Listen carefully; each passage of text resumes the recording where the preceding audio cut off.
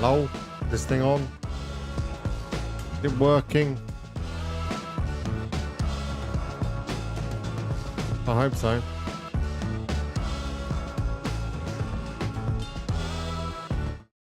Pause that and close that.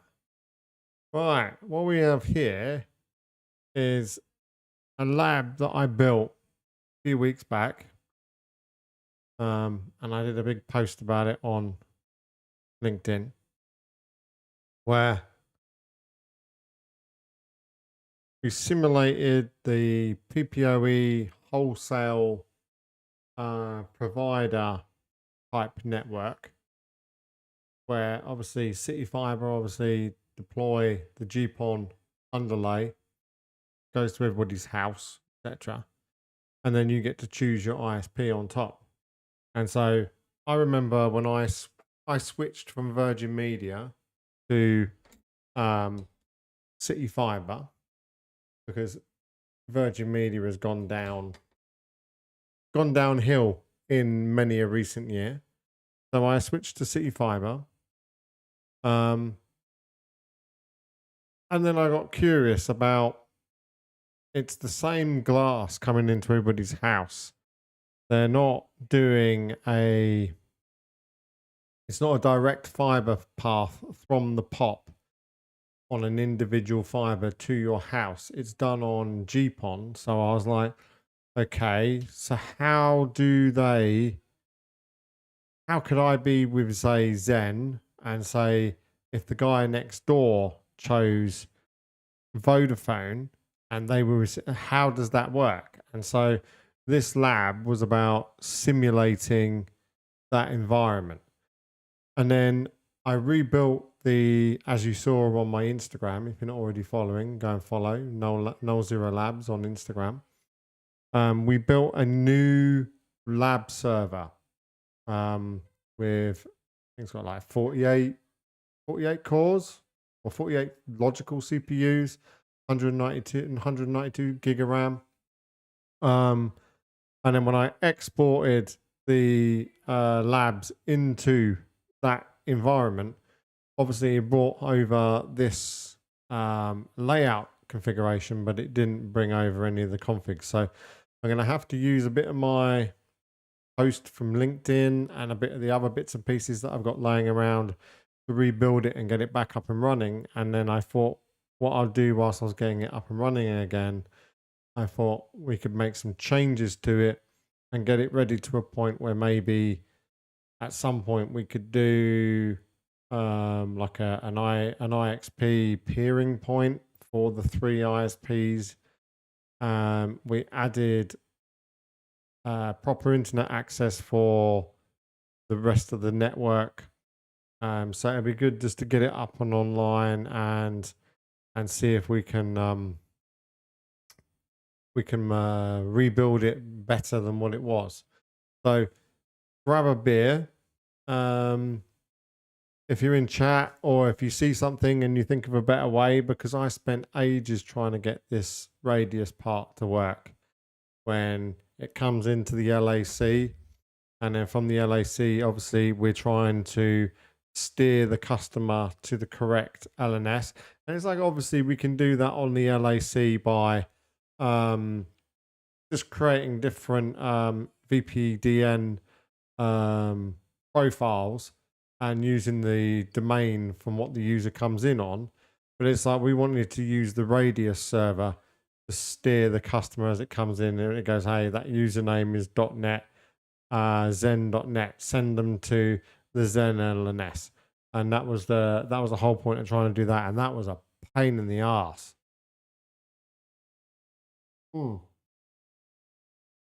Right.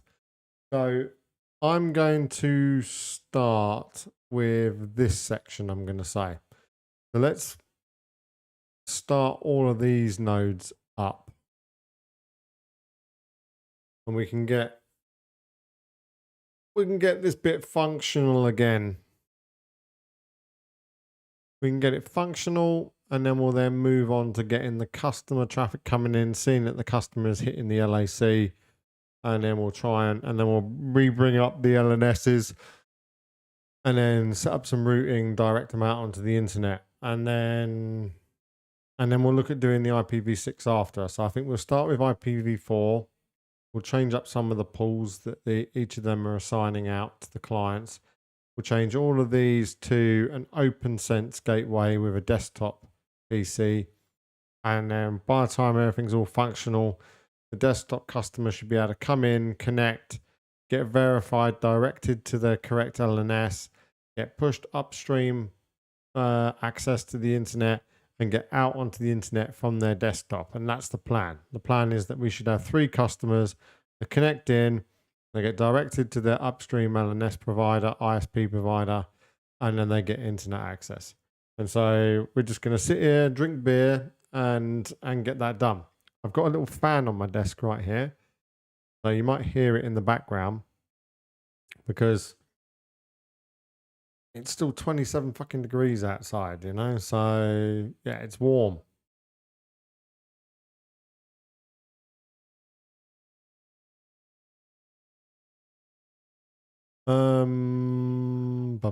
Let's start with the fake OLT.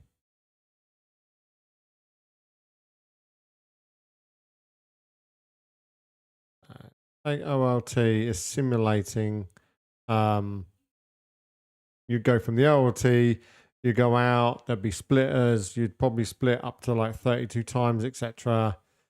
Out onto the street, that fiber connects back. Your entry point into the house, you're going to have an ONT, and then you plug in your kit or your ISP supplied router. So let's start with this OLT because I remember, yeah, why? We go. That's all. Oh, just admin. So we got right. Okay, so we got a bit of it on here. All right, so we want to do mini jumbo. We're carrying PPPoE and PPP traffic and VLAN traffic, etc. So 1508 is acceptable. And each of these are simulating an individual. Each of these are simulating an individual OLT link back to a customer. Or customers, should I say. All traffic comes in on VLAN 911. Why did they pick 911? You know? Because what I've seen during my research is it looks like providers that are doing PPPoE are on 911 and customers that are doing DHCP services are on VLAN 101. That's what it seems to look like.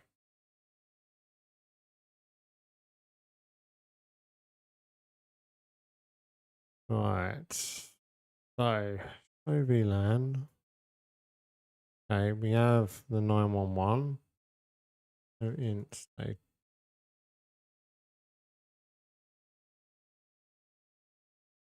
Okay, they are configured in trunk. 1. ETH1. ETH1. 1. That is a trunk. Where's the config for the LAC? LAC. I want.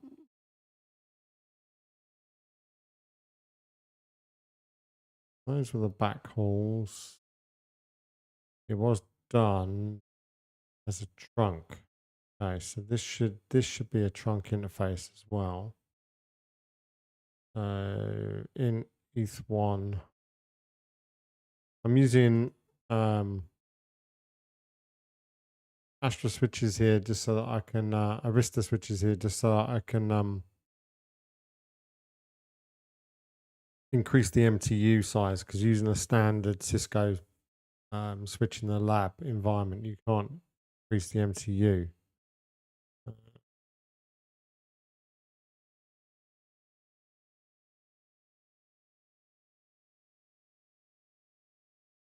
1508. Switch port mode will be trunk. Port VLAN, switch port VLAN will be 911.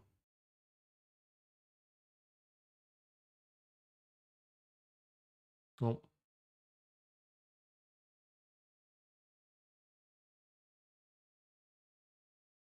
Switch port trunk. Allowed VLAN will be 911. We did do switch port mode trunk.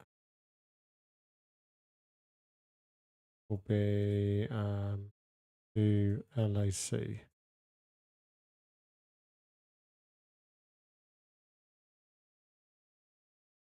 So int status. That's to the LAC.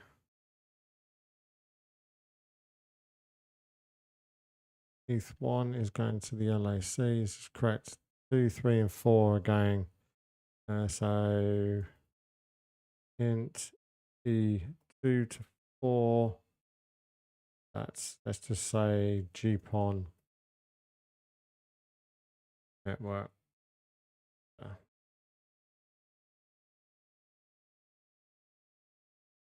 So that should be it, just to simulate that half. That should do us for that. Let's jump onto the LAC next. So, yep, that should be that. Those are trunks. When we do this side, they will all be trunked, and we will put those all as VLAN 911. And then we'll set up the customer side once we get the Radius server up and running. So, right, so we're on the router now.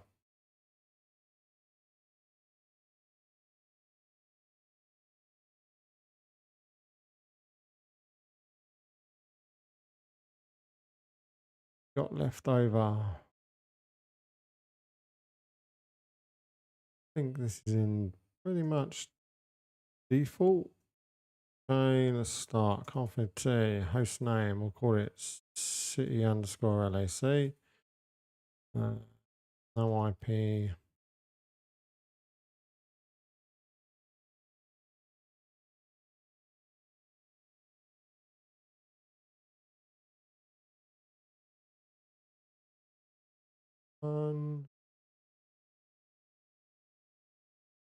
So for every interface is in shutdown. The one that we're going to do first is going towards the OLT. That's fine. Let's sort out all the login stuff, because otherwise we'll mess that up later when we do the radius. So AAA new model. AAA authentication, login,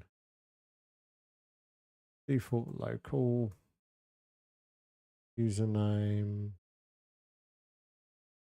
admin privilege, level 15, secret Null0 Labs. That's that.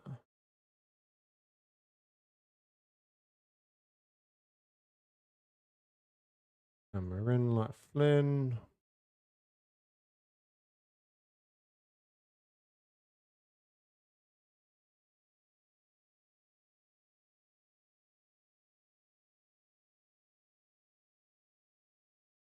T might help. Enable.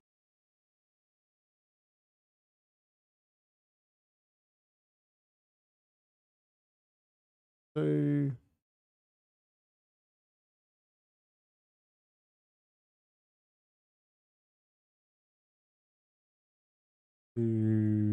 show version. We do need to do that, otherwise we won't be able to pass PPPoE traffic. IS boot level Premiere on will be DNA Premiere.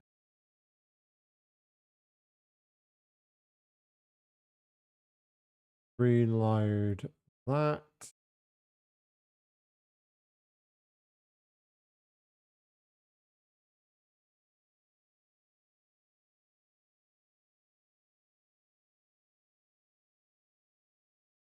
So each of the routers we're running here are Cisco Catalyst 8000 Vs. We're using the Arista switches to simulate our core switch and our OLT towards the customer, mainly because they are not ridiculously resource heavy, like running one of the larger Catalyst, like running a Catalyst 9000, or even spinning up one of the Nexus series. So it's just easier just to run an Arista. They're pretty good on the resource, to be honest. And its command set is pretty similar to using a Cisco device. Pretty much the same as like Huawei. Huawei devices, when you log into those, they're pretty similar as well to Cisco.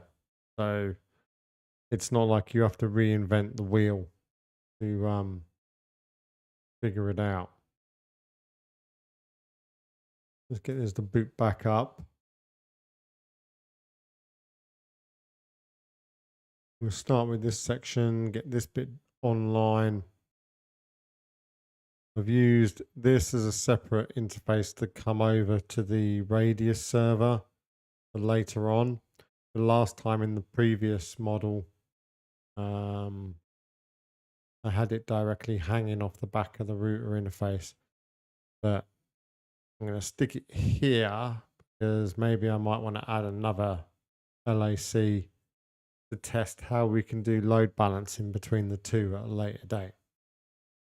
Anybody who's watching or who's got a knowledge of how we would say add a second one and direct, we could bring this here. Really, we could bring the OLT into a switch, then add multiple, or add another LAC into VLAN 911 off of the OLT switch, and then see how the customer decides whether or not to go to that one or that one. I think we can specify how many can go to each LAC.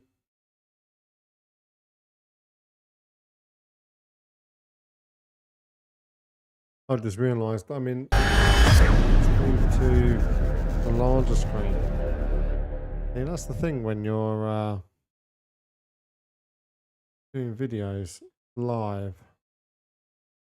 Alright, so we did admin. Password is Null0 Labs. Good.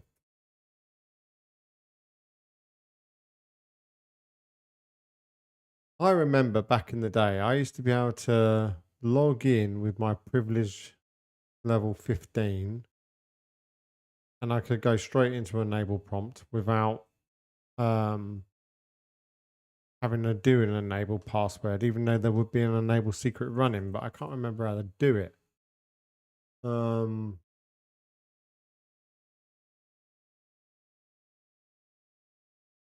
Also the basics. We're going to do a no IP domain lookup because I'm drinking beer and I might mistype something and I don't want to wait forever. Right, let's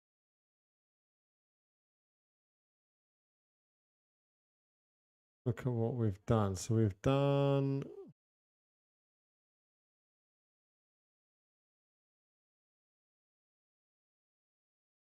okay, right, so we haven't done anything there. So config t int g for description to the OLT. And I think we do you have to set the MTU at this level and go 1508.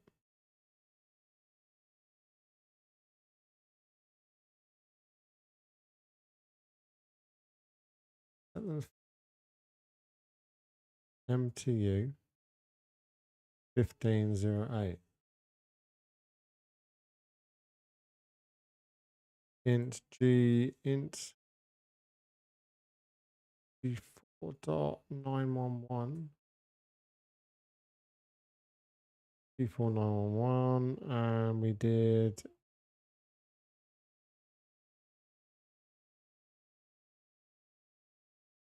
one. We are going to do a global one here.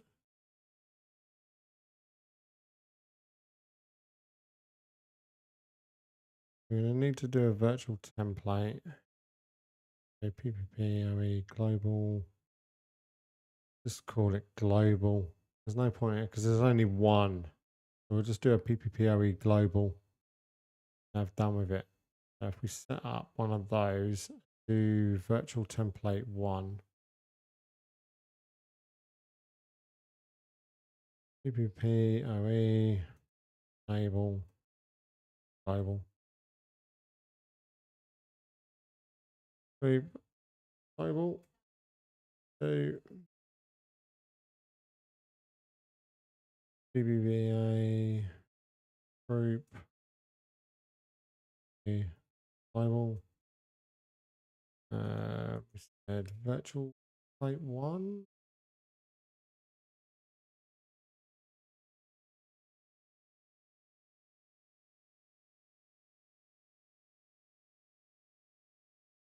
We want off. Might as well do the loopbacks. We can't be the same. We'll just do all the loopbacks out of the 10.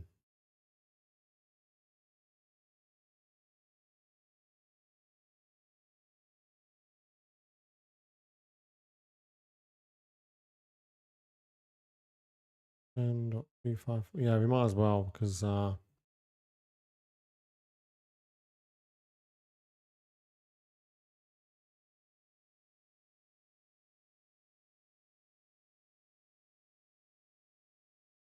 as well set up the virtual template whilst well.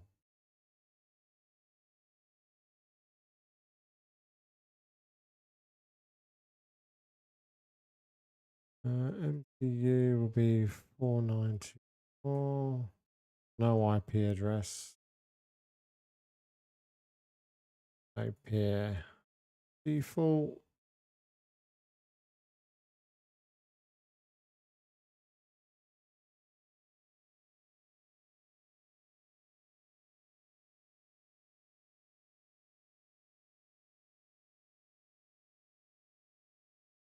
Station.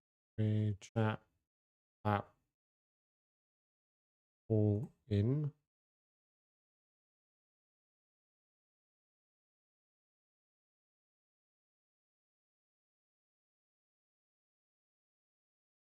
Cover that.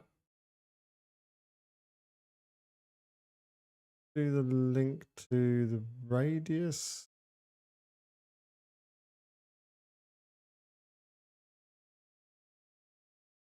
Radius is on G3. IP address will be 10.2.4.1.1.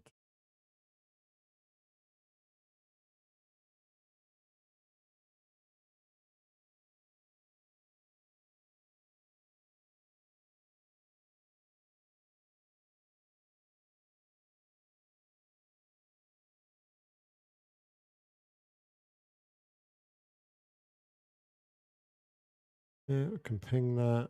We can see the radius. The radius.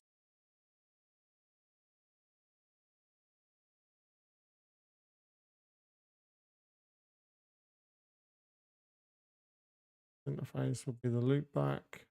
Also everything from the loopbacks.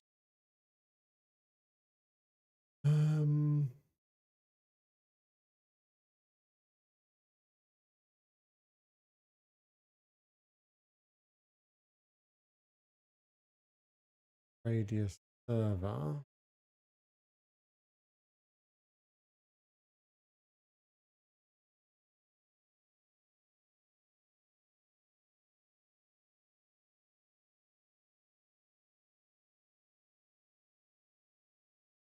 radius,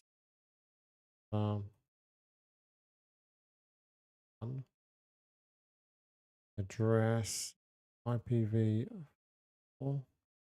It's now 10.254.1.2. Fourth port is 1812. Counting port is 1813. Key will just be radius.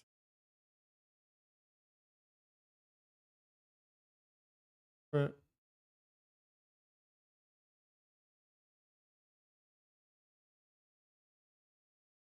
hey, question for cannot what? Open UDP service for radius. Ah, probably because up as an NAS.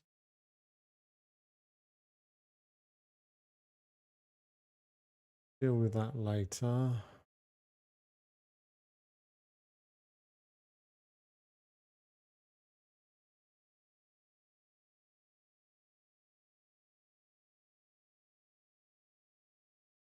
So run.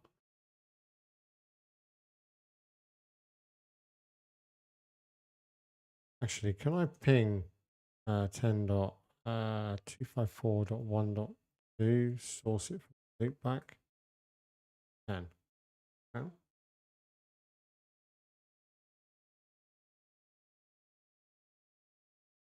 done that, we've done that bit, but we've changed it. Those will go on the other link. Copy those in.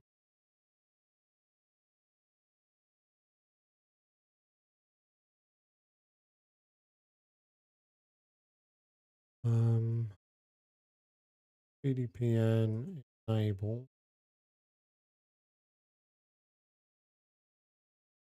VDPN.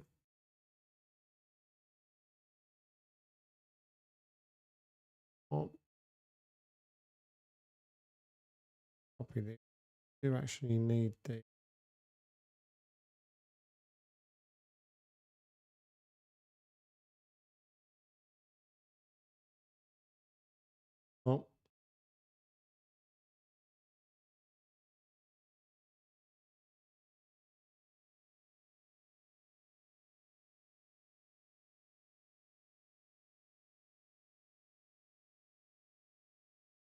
already got that in place.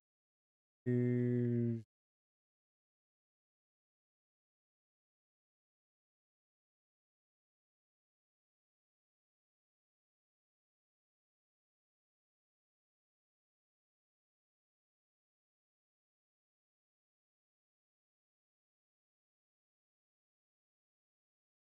do you want to enable all of the VDPN groups?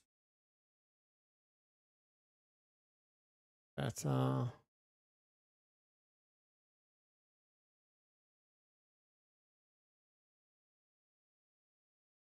Did use that ISP egress as well for the loopbacks, so be fine. So run. So PPPoE stuff is in place. Correct. All good. Yes. Yes. Link to the radius server. VLAN 911 towards the OLT. Virtual template 1. Radius. Okay.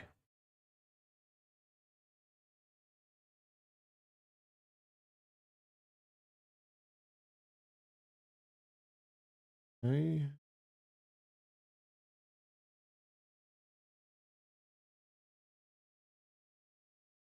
That we use is still on G1. So that is a great copy and paste because we will reuse that.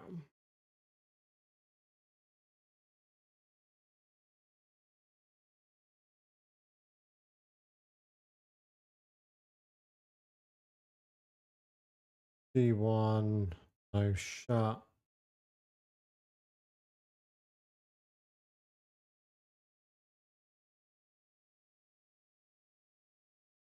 Got our points to our LNSs.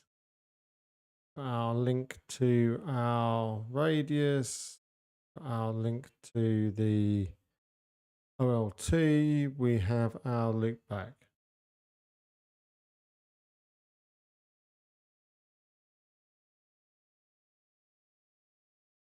Mm-hmm.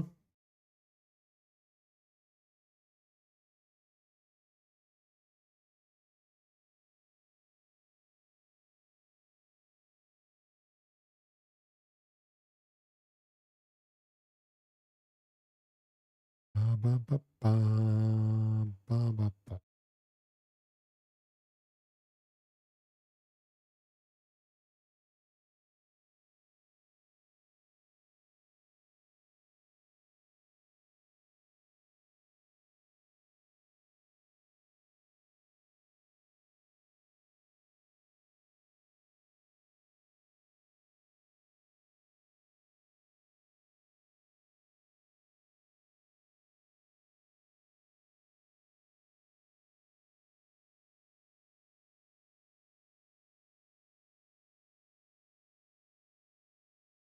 Let's log in.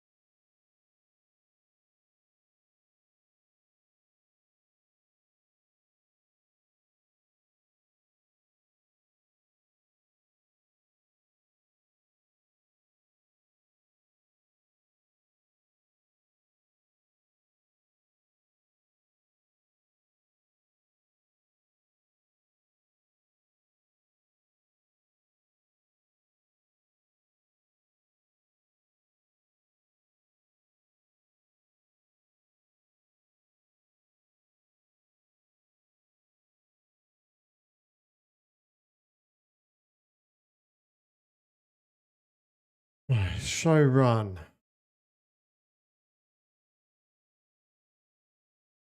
AAA stuff is in place.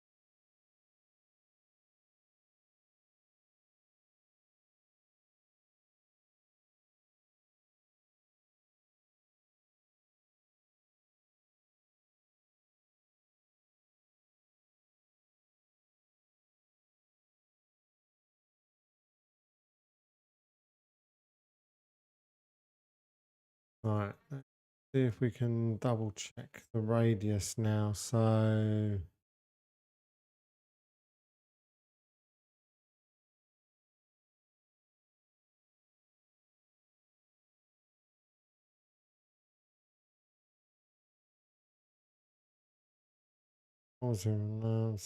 test.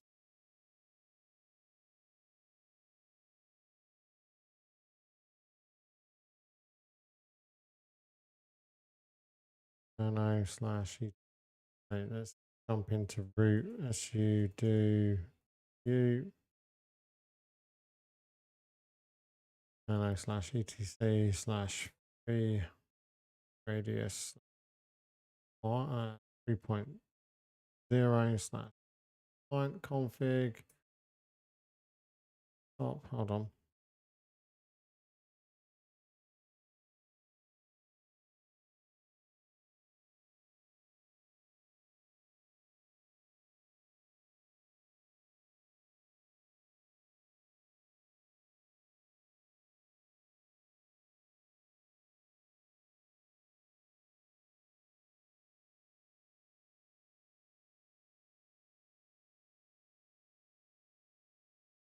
Client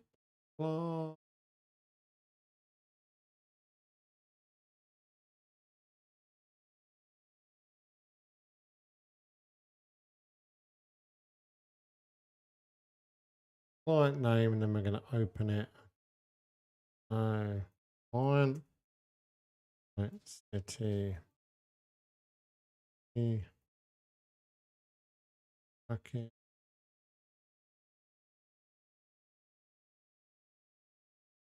video.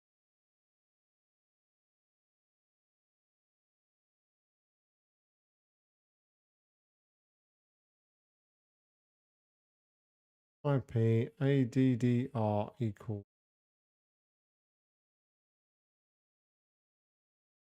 or the loopback, which was 10.25.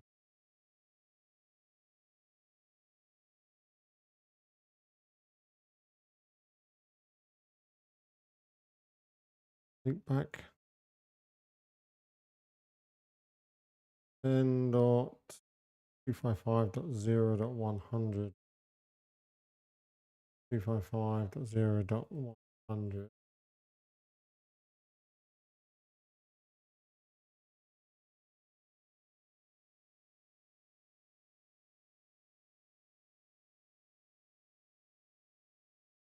There's one where you say type.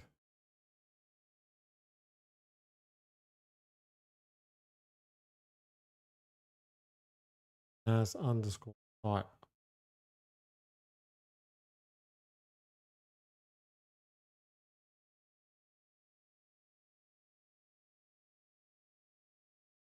I think that's it.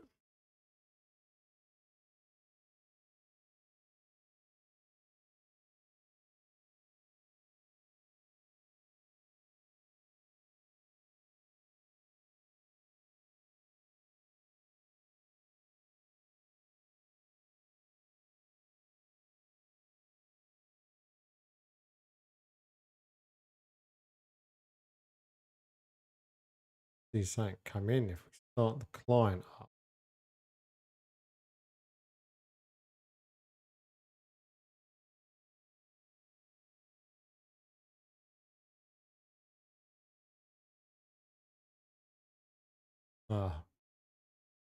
No, it should be fine.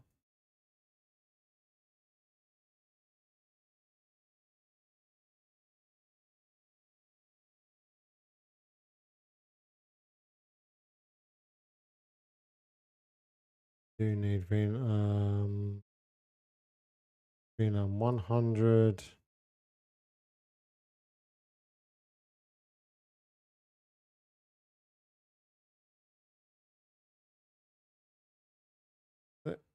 Int ETH 1 should chunk and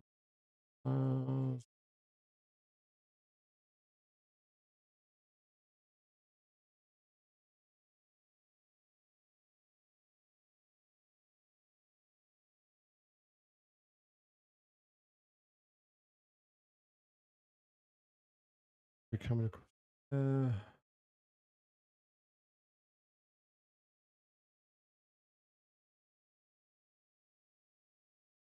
So that's done. The there we go. We are seeing LAC is forwarding stuff to, or it is receiving stuff. Good. Error. Username Zen. Can we stop this? So this is doing a reject. Text password required authentication. Username user1 at zen.net, and it's rejecting it. No such realm. Look up zen.net username. There we go. So it's trying to find the realm. So we do need now edit the users.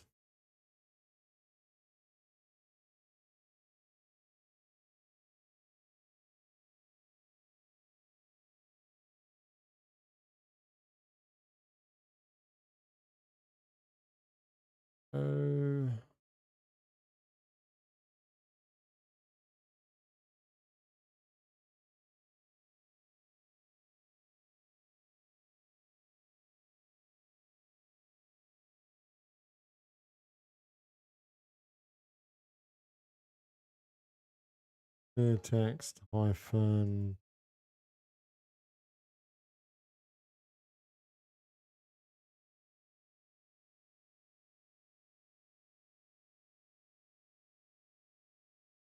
has to be Cisco. I'll only put this one in first, just to make sure we get this working before we move on to the others. 5 is going to equal found user, comma, so a there.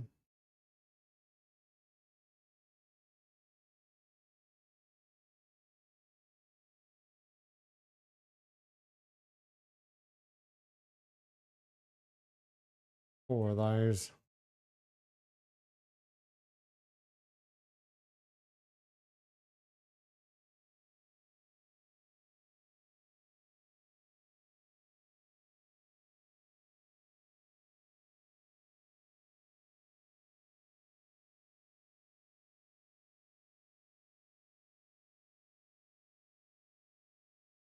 Is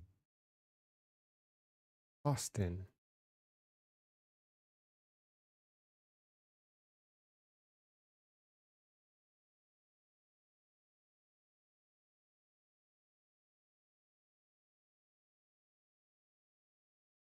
Oh, first one is all doing VPND.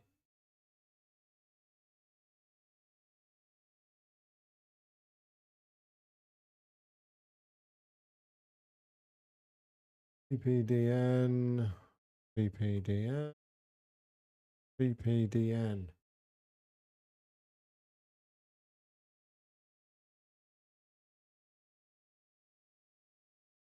Tunnel hyphen ID equals city LAC.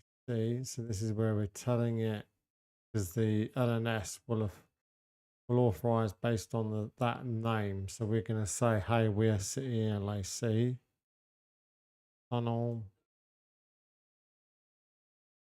type L2TP, because we're doing an L2TP handoff.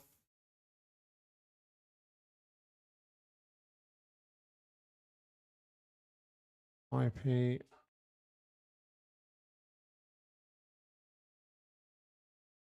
going to do the loop back. We're going to use the same. We're going to use 10.25.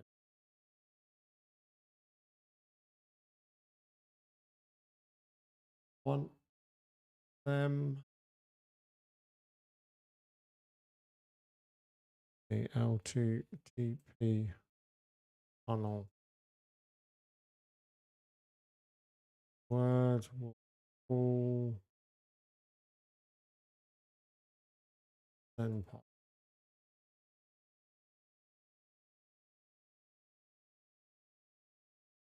Double check.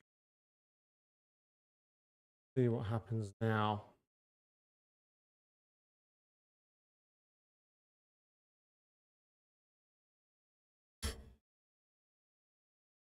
Ah, there we go. See it? We got a send access accept, and it's sending. It's basically saying, hey, this user's coming in with a @zen in the domain, and then it's bringing back this AV pair to bring up the L2TP handoff. So that bit's looking good. That's looking good. So that's coming from there through to here into here. We now need to do the handoff. Okay.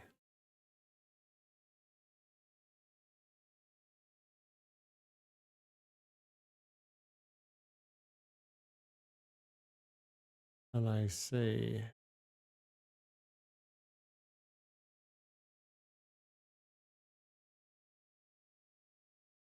So we've done, yeah, because we're putting it in a service VLAN of 100 over to the other side.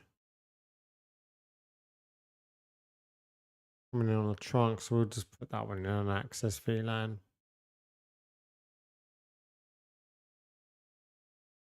And then, yeah, we need to do some routes for the loopbacks and say that they're available over these service VLANs. So on the LAC, yeah, radio server has been marked as alive. Routing the loopbacks of these later on, we might change this so that we learn about those via BGP. What we might do at a later date is change this up again. So that what we do is we do like a BGP peering and we learn about the loopbacks and stuff like that from the provider that way. So let's start this one up. Get the basic configuration done, and we'll have to look at getting the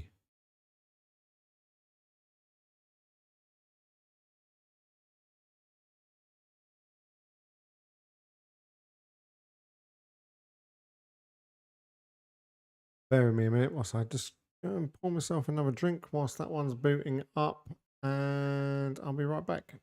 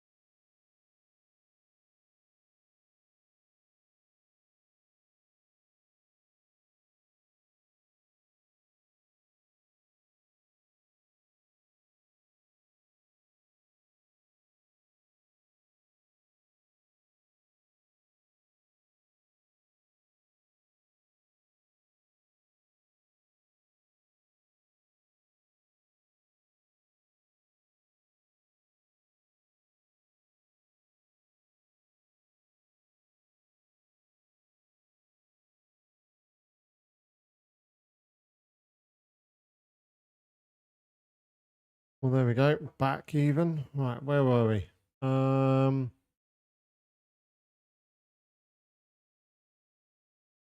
Okay, we've got data coming in from a customer.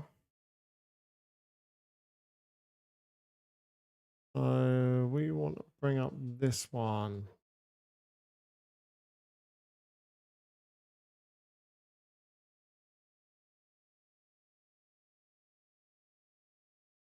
Go through the basic bring up.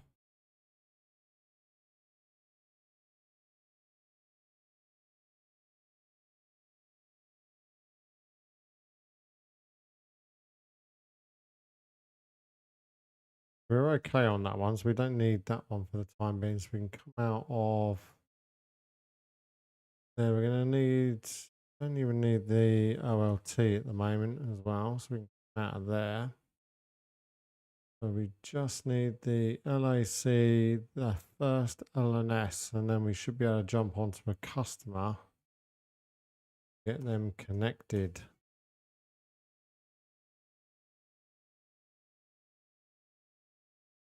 And we're in like Flynn. Host name is zen-lns. Okay. I call username. Admin. Privilege level will be 15. Secret will be Null0 Labs. Don't hack it, guys. Don't hack it. Enable secret again will be Null0 Labs. We're gonna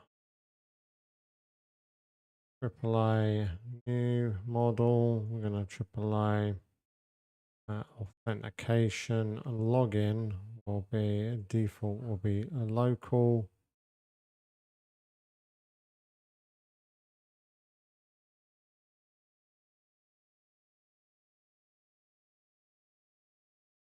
Double check that.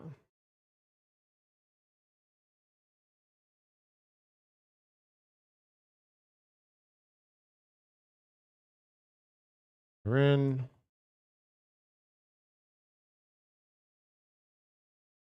No.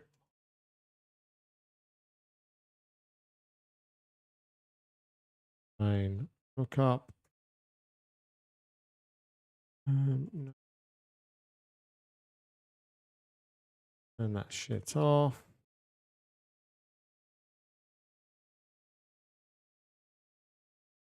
Good.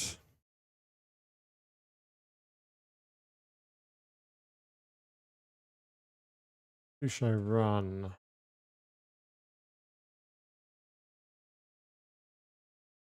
Standard configuration. Yep.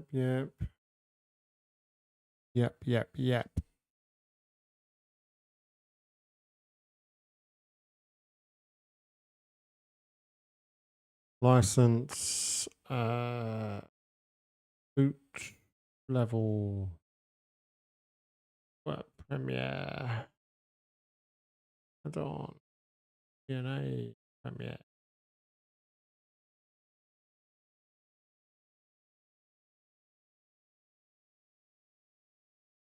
And reload.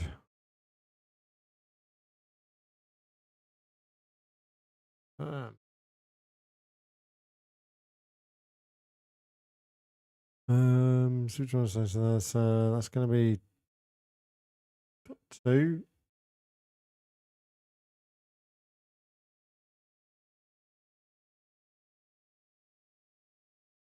So we're going to use 198.18. Yeah, okay.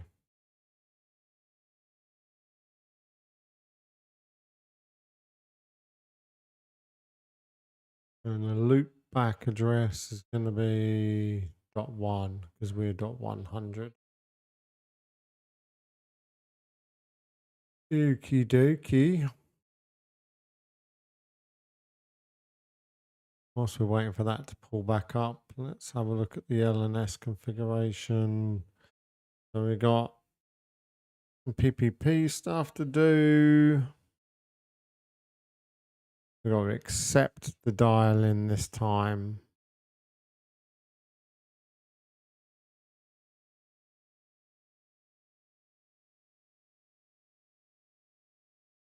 Some interfaces to set up, and then do the setup to upstream, and then hopefully we should get internet access.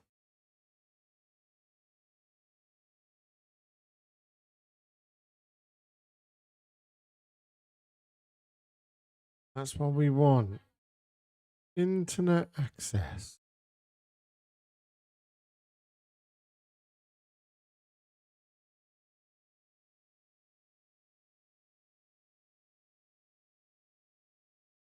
Oh dear.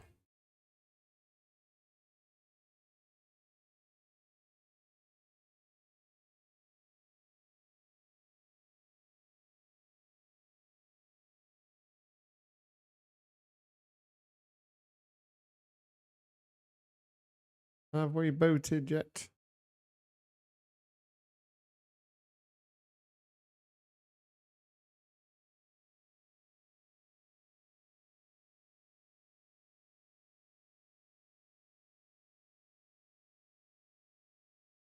Still booting. 20 megabits, more than fine.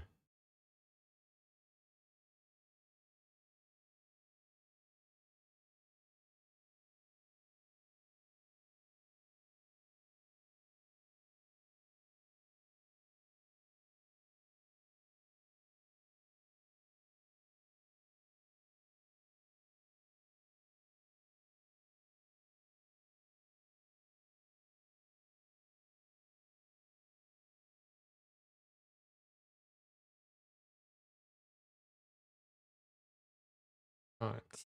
Admin. Null0 Labs.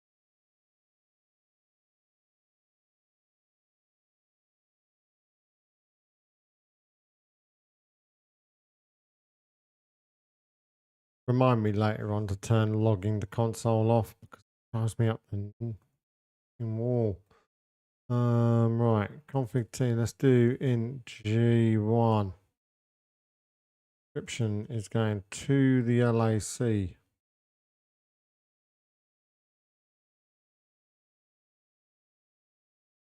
It's IP address. Going to be 255.255.255.2 even. No shut.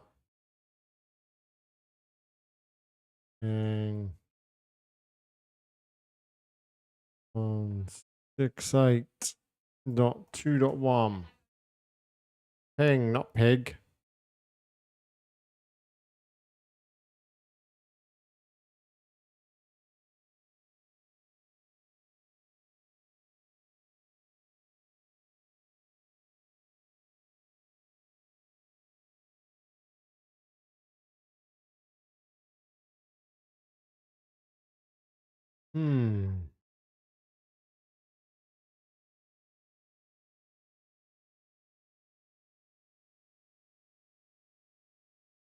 We do need that switch.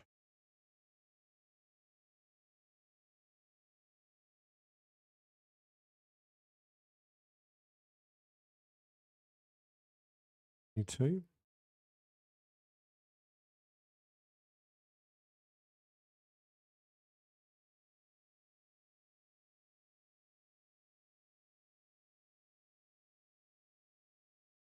To then LNS. God, man, do you know like our kids just talk shit endlessly?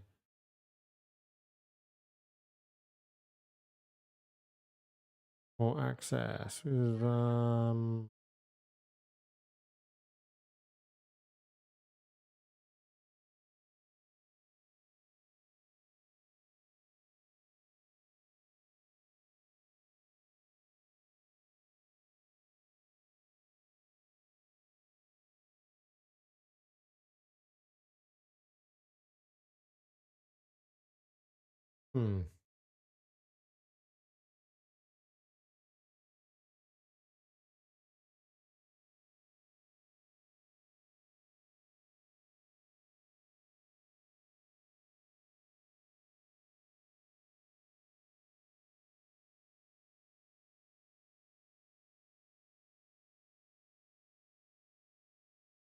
there's a trunk.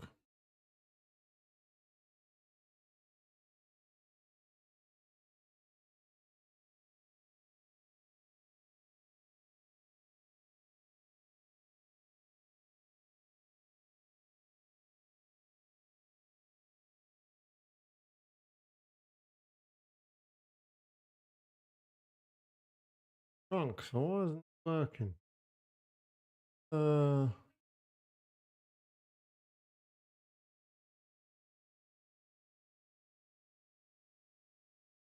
Up.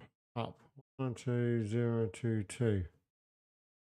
192.022 coming across to E2.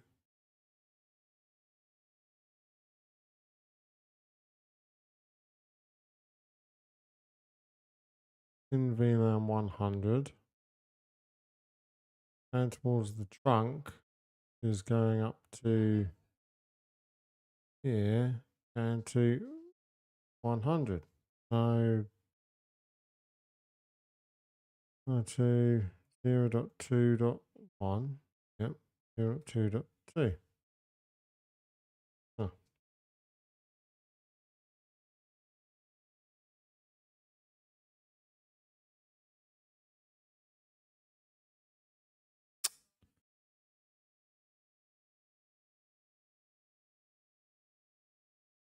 You see that?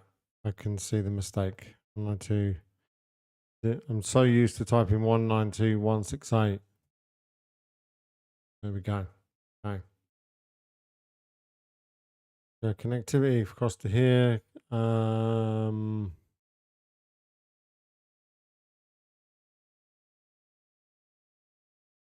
Think. Did a route about a loop back?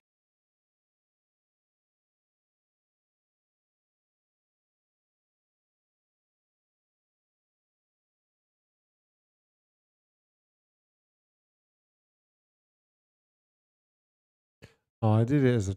Oh, I didn't. Did I do it as a trunk there before?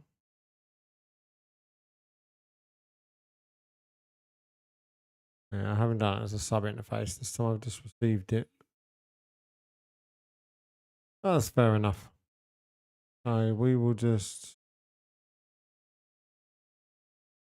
route that.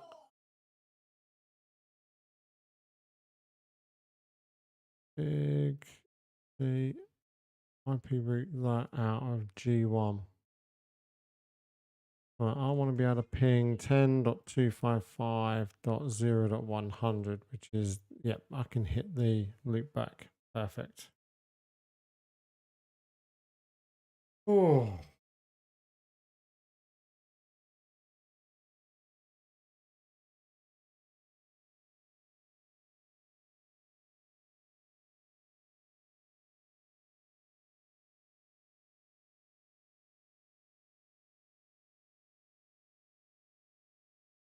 Hmm.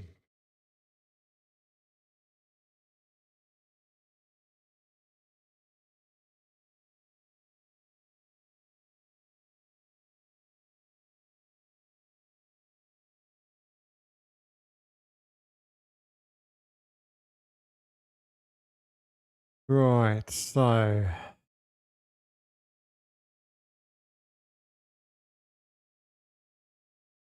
we have that. We need to do. We got to replace that.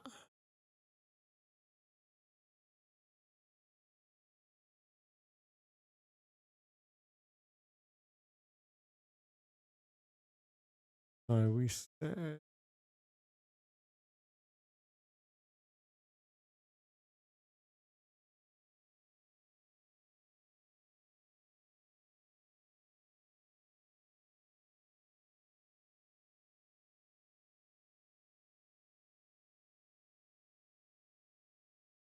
Uh, 10.255.0.1, wasn't it?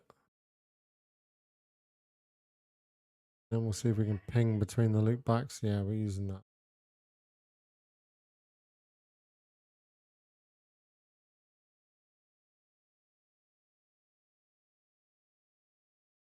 So if all's working, I should be able to ping the loopback. Yes, good.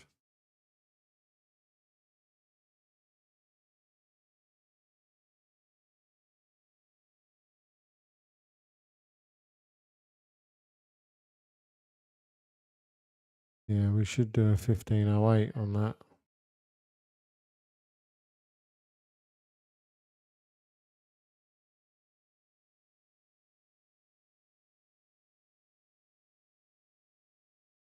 Oh.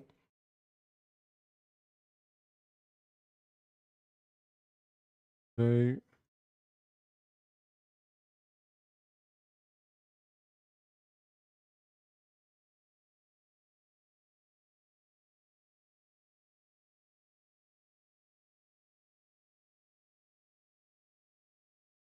Loop back. We've got the address towards there. We know about the loop back over there. That's all we need to worry about.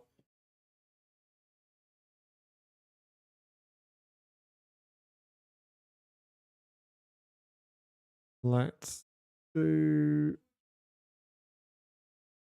radius for A stuff.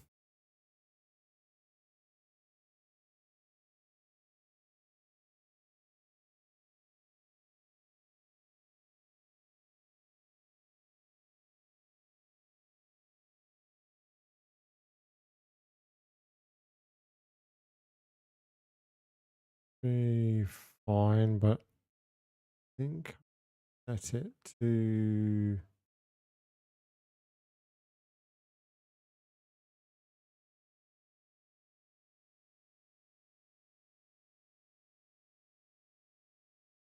I set it to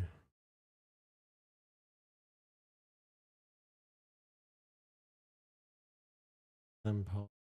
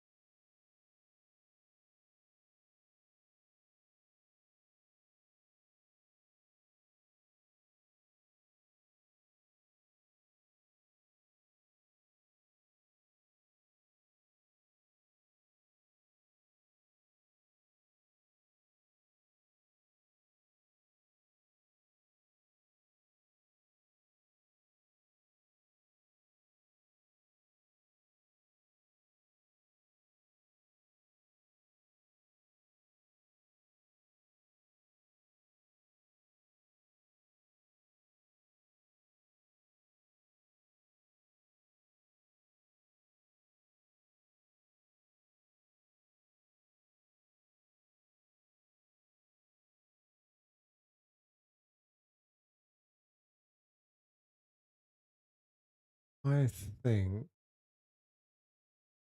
we will. Actually, let's try it with this radius one first. And if it messes up, we'll replace it with the newer one. That's what we'll do. We can see at the moment the user is coming through to here. It's hitting the radius, the CityFibre radius. It's stripping the domain.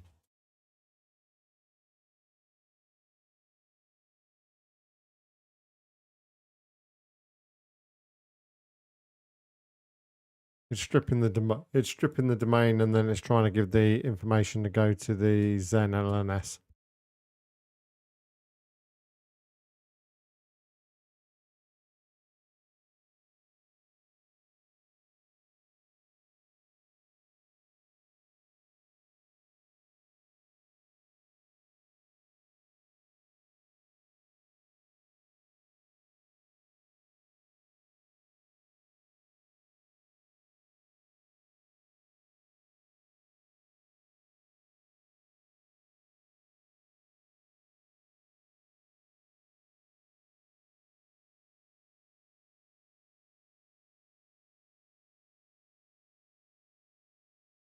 Okay.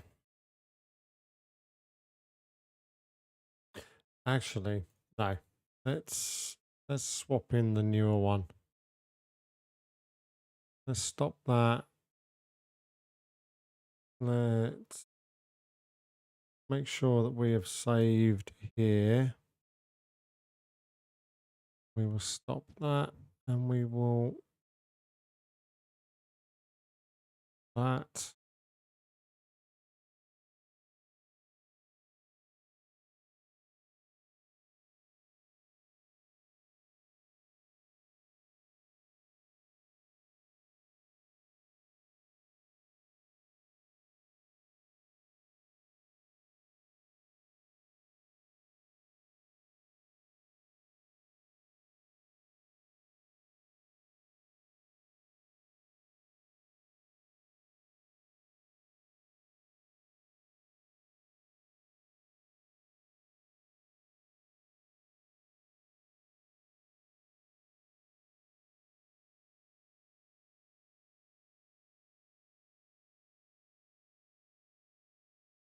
Right, and now we've added a new radius server mix.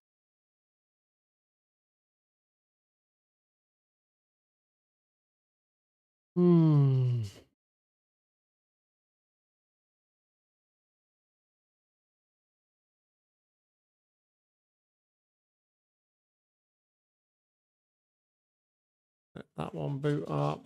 Let's let the Zen LNS boot up.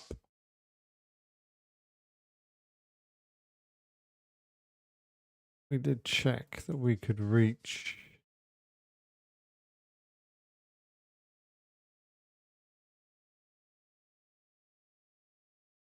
So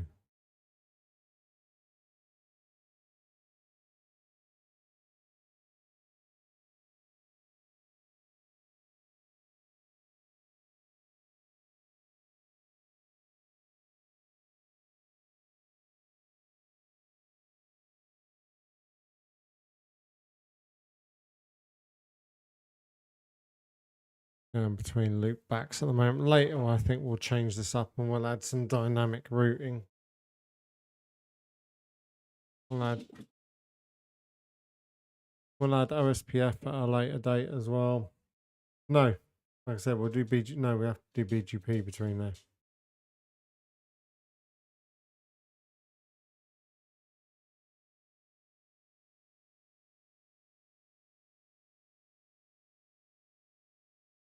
You up yet or what?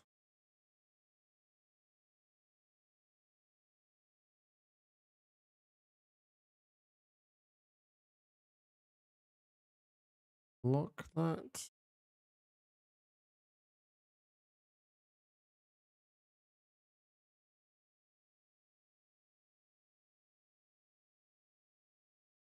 Come on.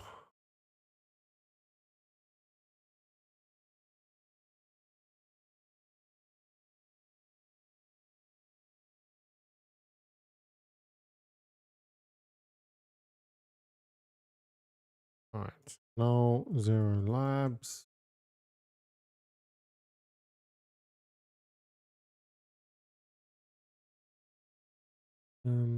His name.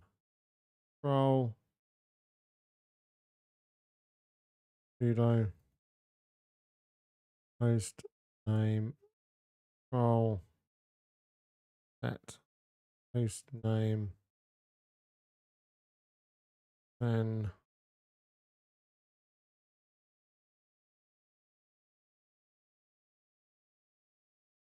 radius.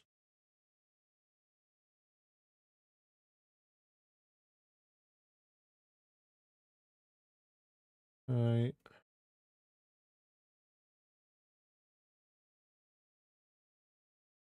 There we go.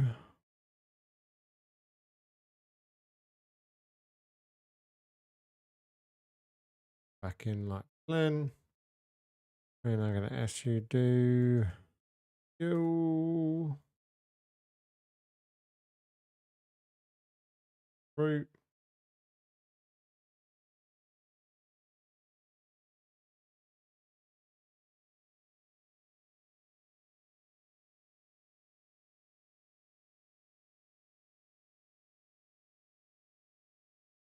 Okay, we're back in. Right, so interface towards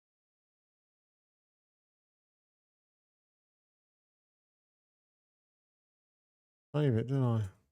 Int G3.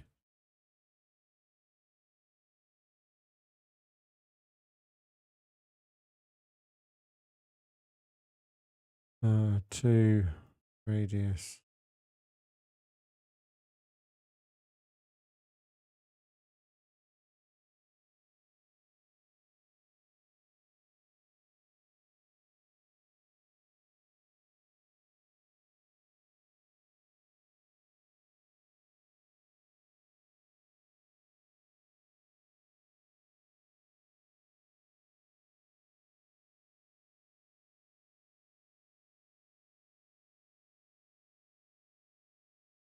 Okay. Type that somewhere, did I?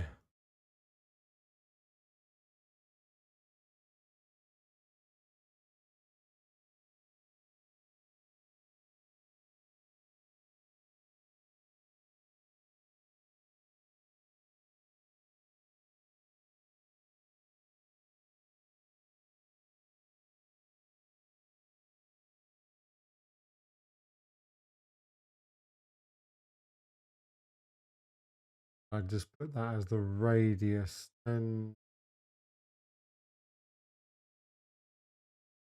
there's the radius 10.253.1.2.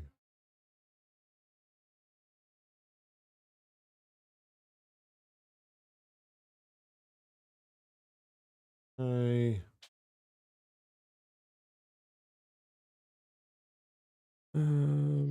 Nano slash etc slash net plan.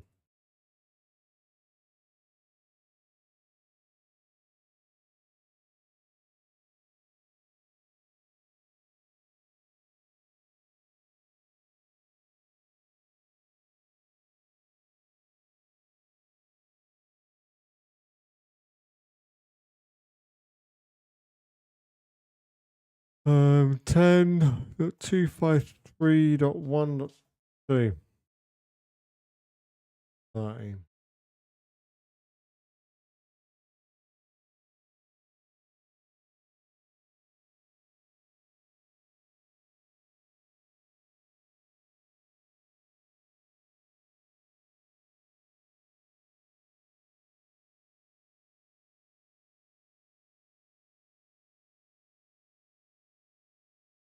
To 10.253.1.1.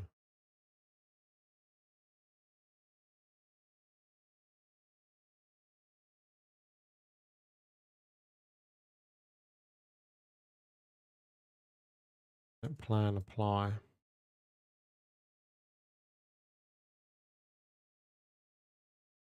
Servers.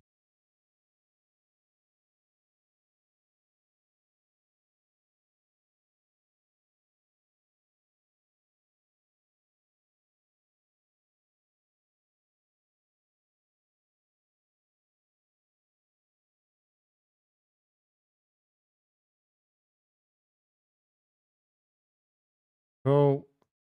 Reaching the router. Right. So Now we need to add a test client, and then we need to add a user profile for our end user. And hopefully we will then go from seeing this to seeing a user actually fully authenticate. So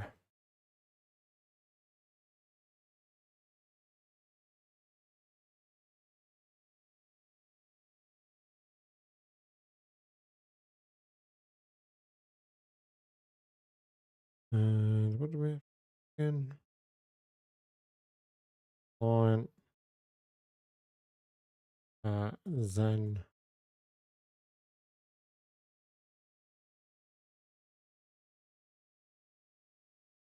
IPADDR 10.255.0.1.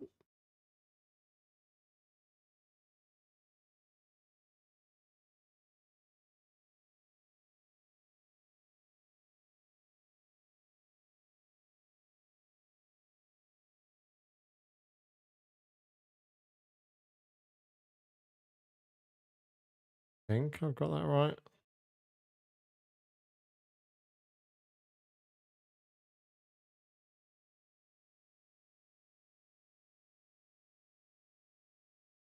System control, restart.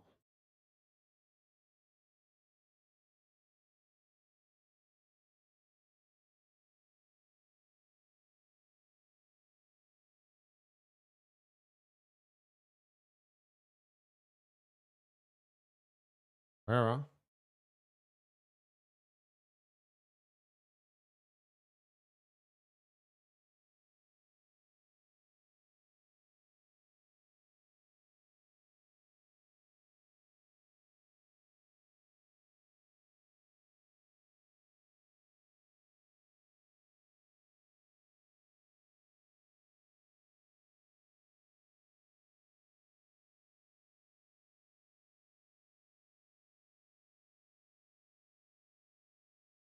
I don't know if it's alive. Weird. Thing 10.3.1.2.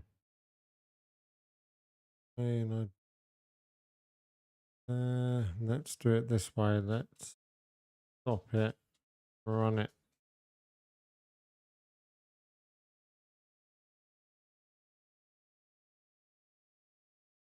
At least we can see if something's trying to hit.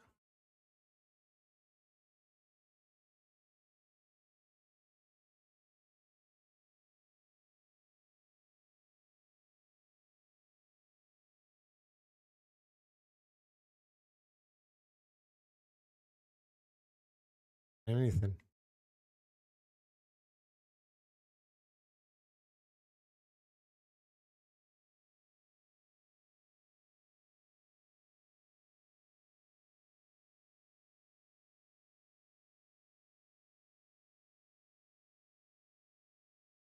That's a good point.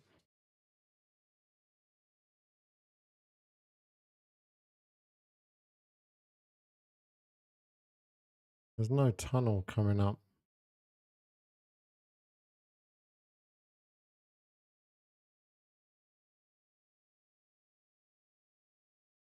Oh, what we got here?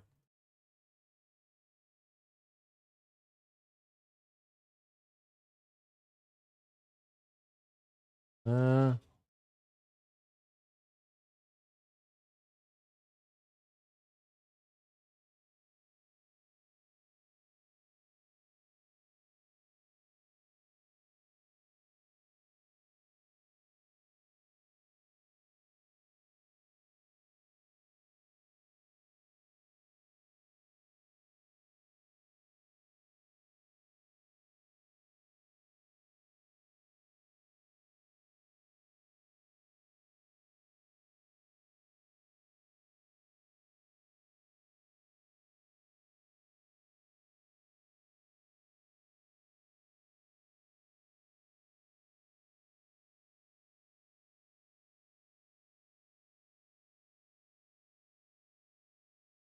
Well,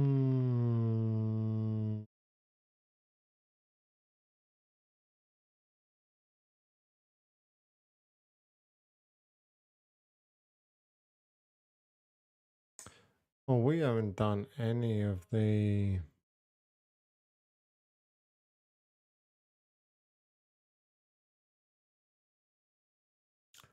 We haven't done the virtual template or the pull. Do the first. I'm going to do a V4 pull. I set 198.18.0.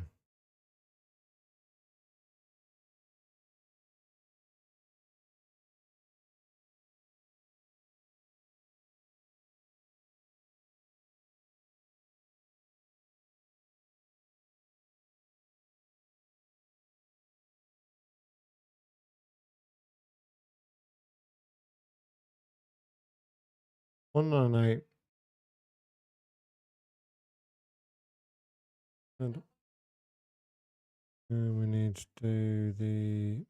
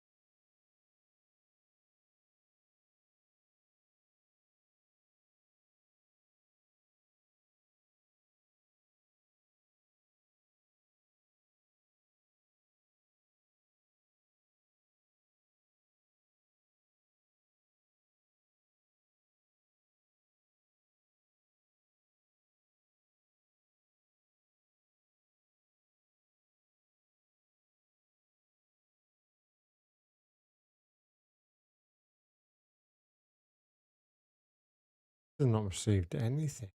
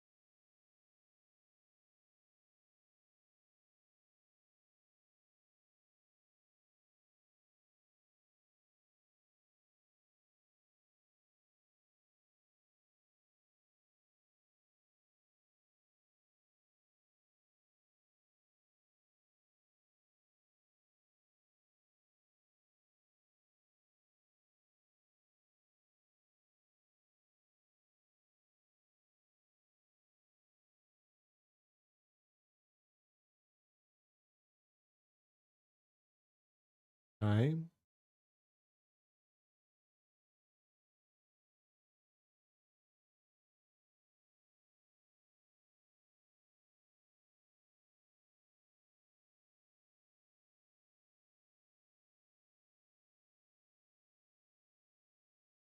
Okay, please tell me I stored a user one.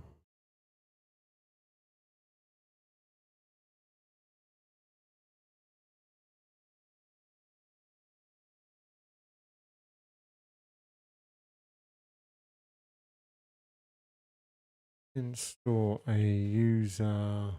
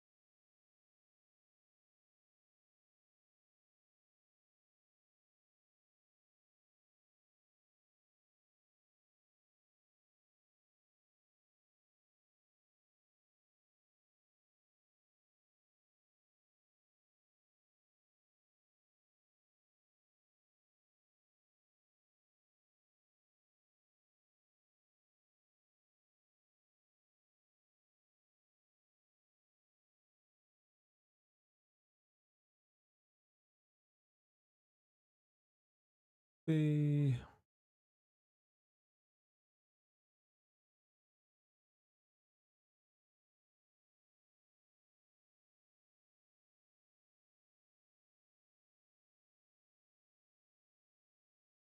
that.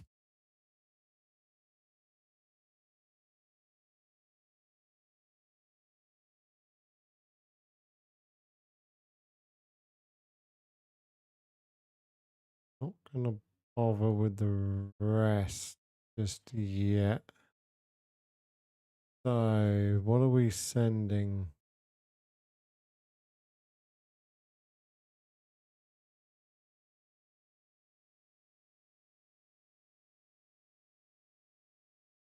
What are they sending?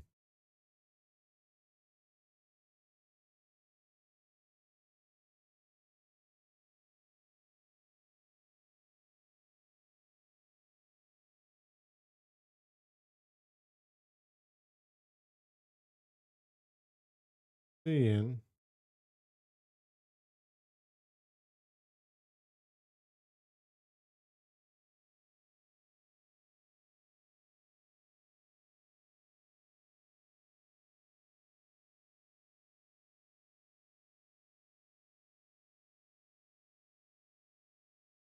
She's not doing the accept anymore.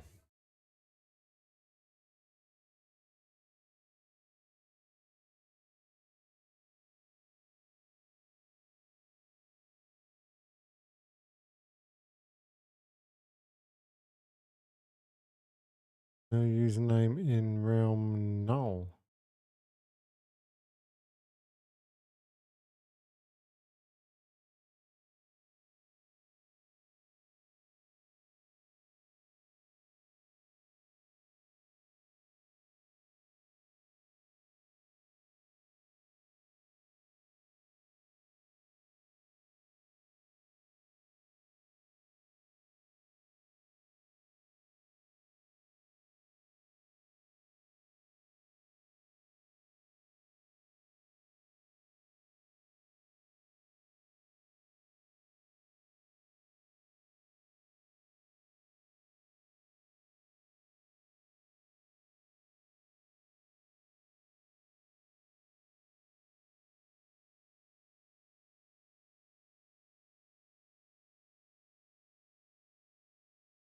That's sending.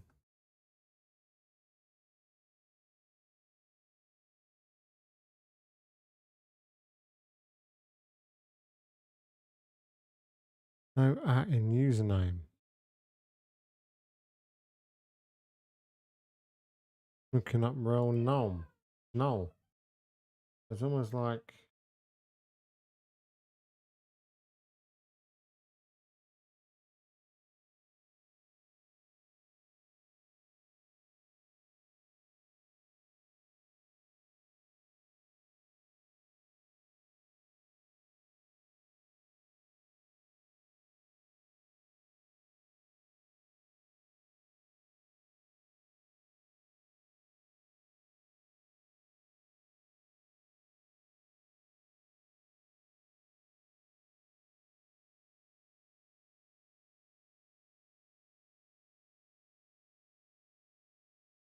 that's not sending back the response that we want.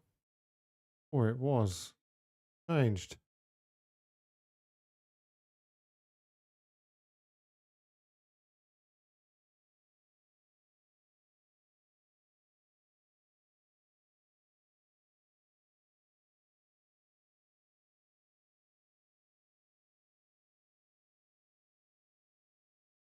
Did I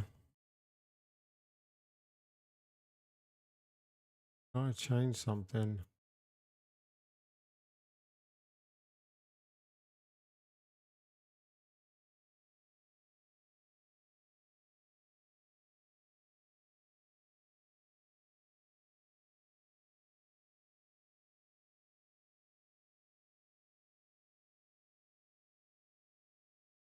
Double check, see what the client's sending.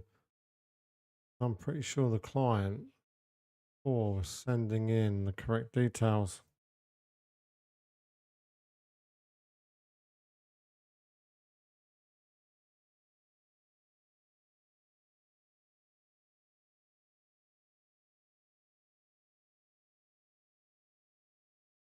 Hmm.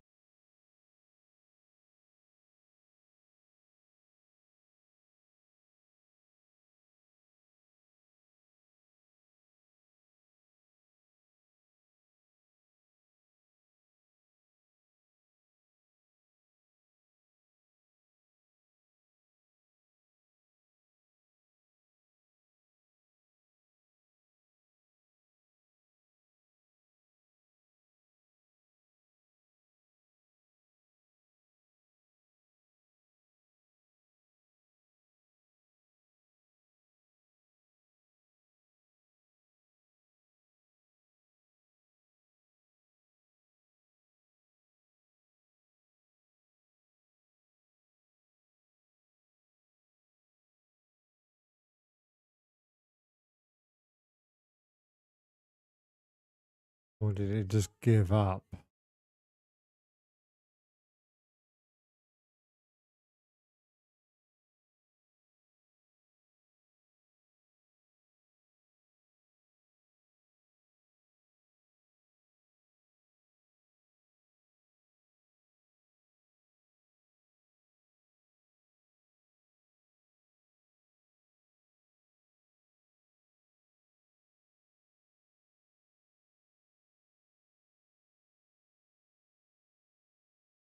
Flipping-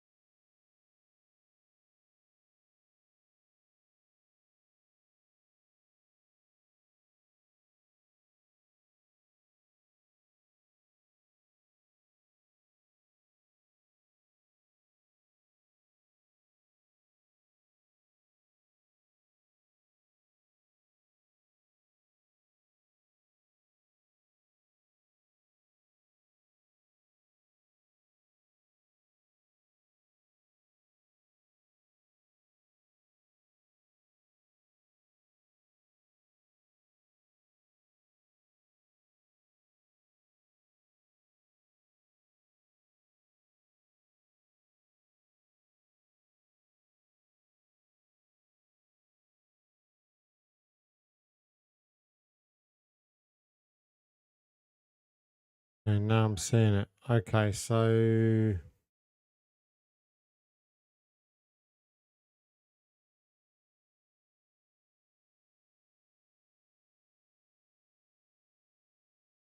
is it because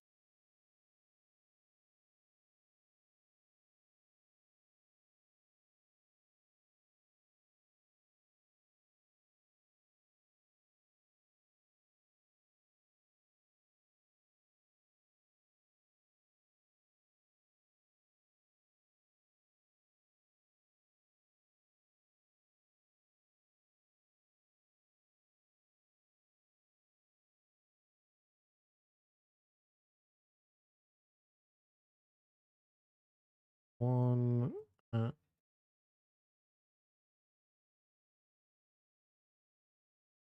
then.net password was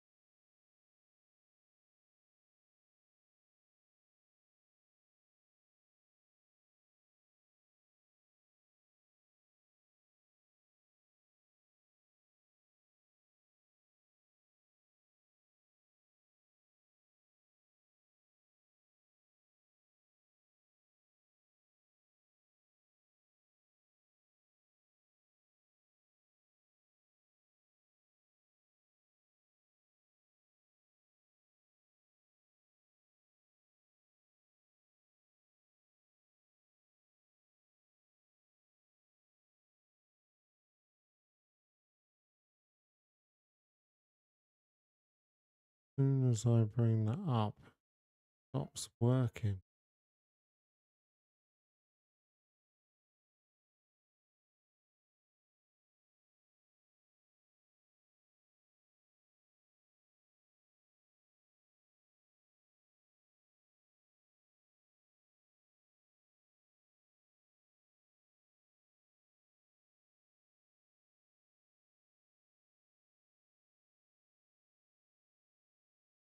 What is wrong?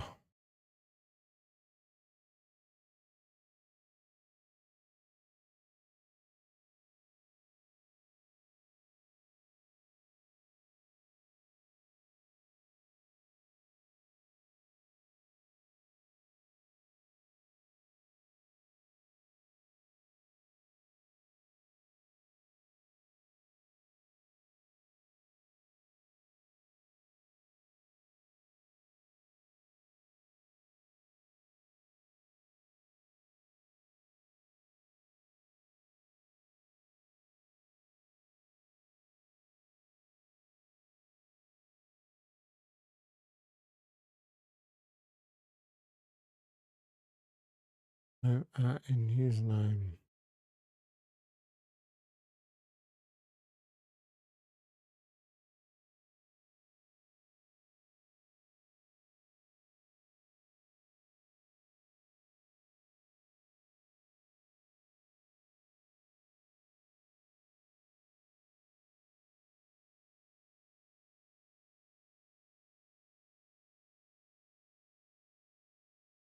Add the round. Why is this not working now?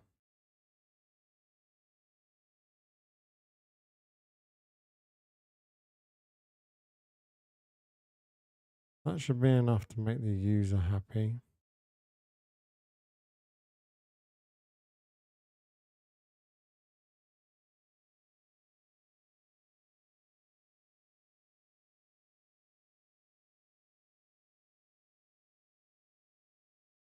Stop that.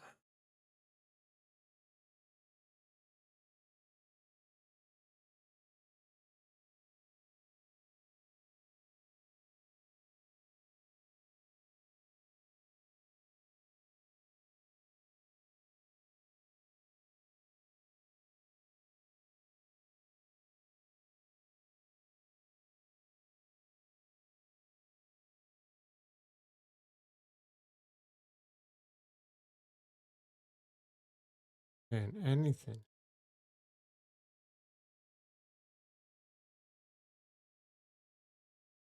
From 10.254.1.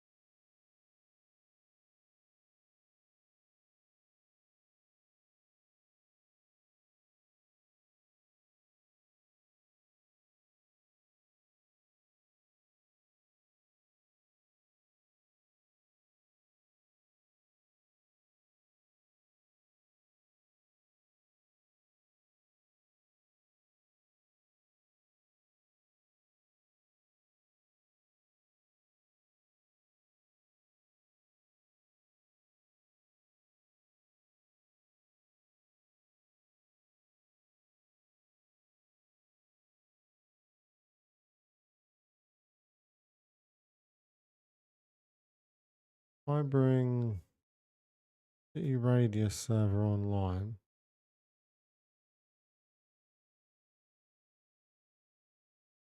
Jump onto the Zen one. And I shut the interface on G1. If I shut G1, what the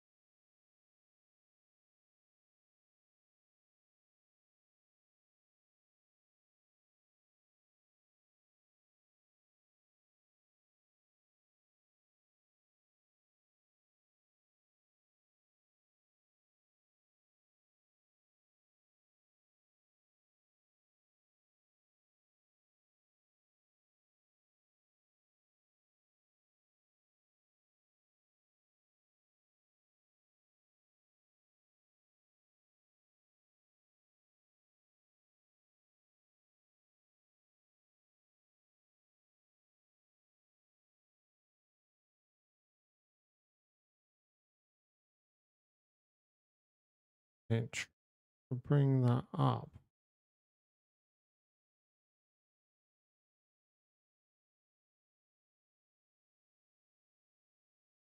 Okay.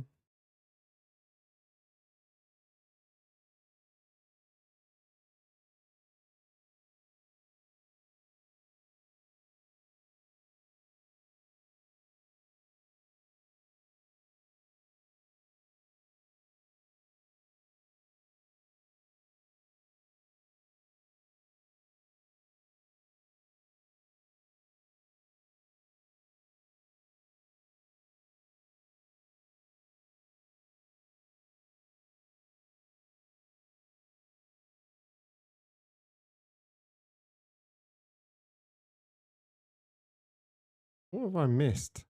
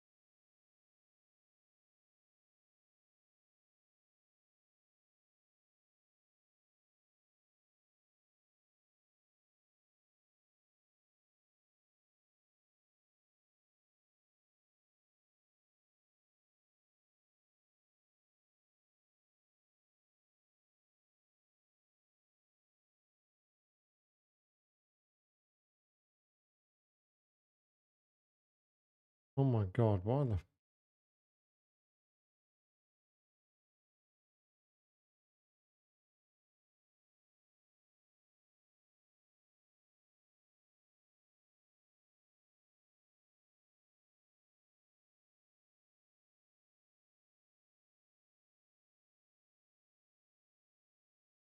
why have I just had a complete mind fart and I can't?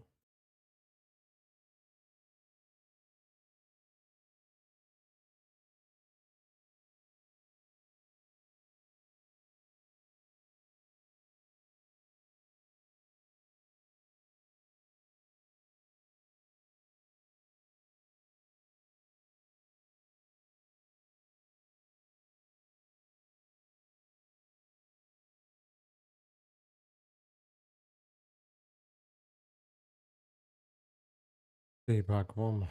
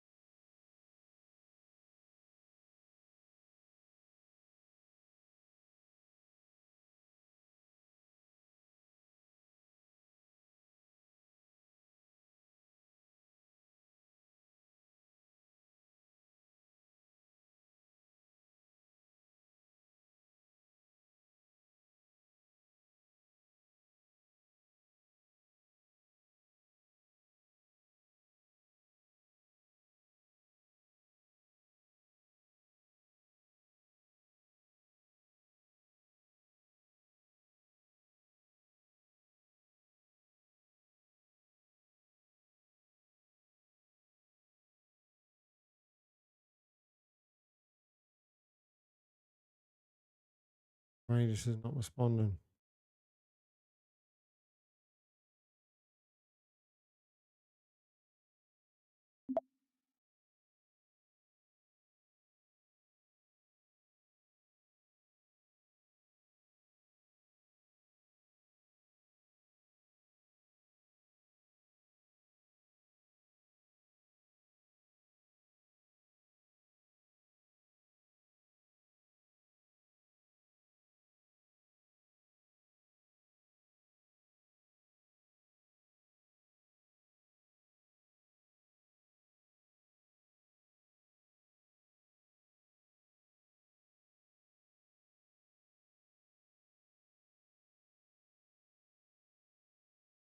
On IP.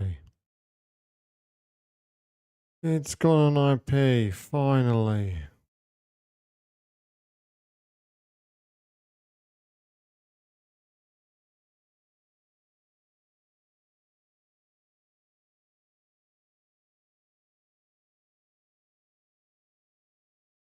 We'll come back to that later when we do the static IP, but at least, right, that's talking through.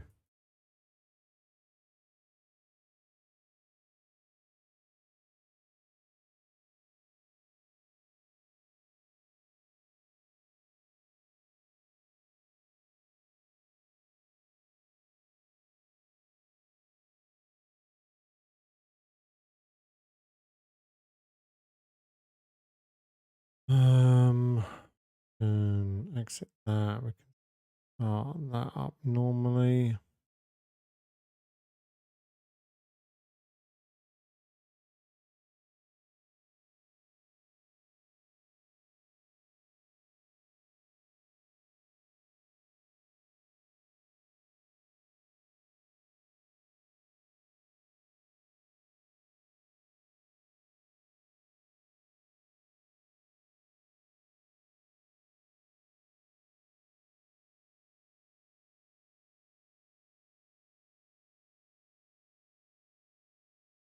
Okay, so I can ping the Zen gateway. Let's get this up and get internet access to that endpoint device. In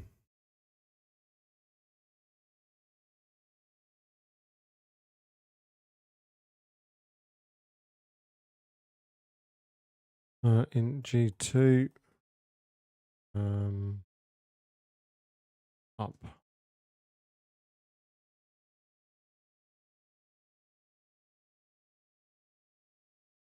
Use 118 and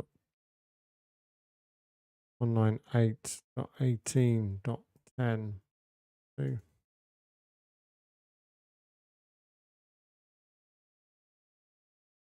And for now, I'm just going to do an IP route. I'm going to default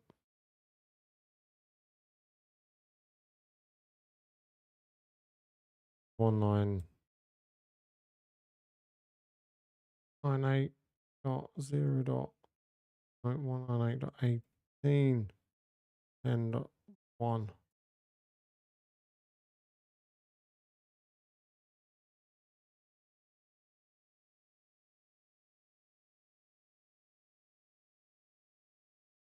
Bring that online next.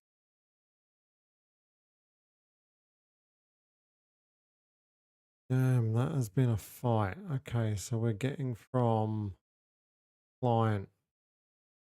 Client is coming in on the ORT, it's hitting the LAC. The LAC's radius is saying, hey, that person's domain ends in .zen.net.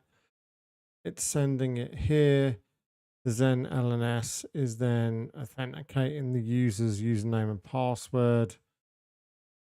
Once that authenticates, they're assigning an IP address out of the pool at the moment. And then once happy with that, we'll then set up the full radius profile so we can specify the IP address that they get.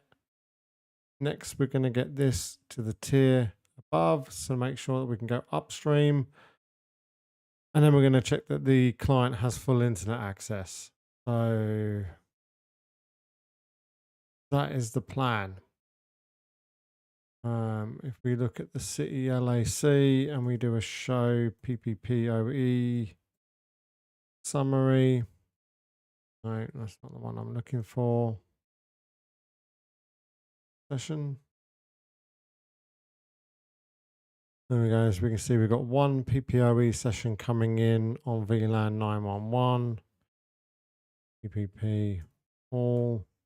You can then see that that user one has then come in. We've then forwarded the session. That means then if we then show a VPDN, we can then see we have created a tunnel for that user and done an L2TP handoff to the Zen LNS. Good. All right, let's get the upstream online so that we can get internet access.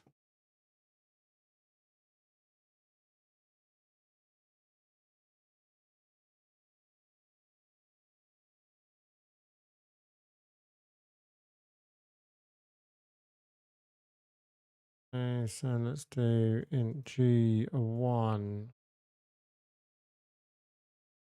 IP address we said was 198.198.18.10.1 doing a 5252, no shut, bring it up.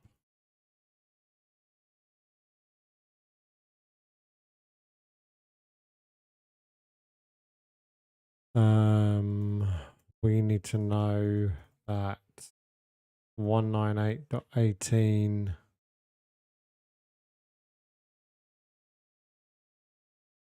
0.0.255.255.0 is available via 198.18.10.2.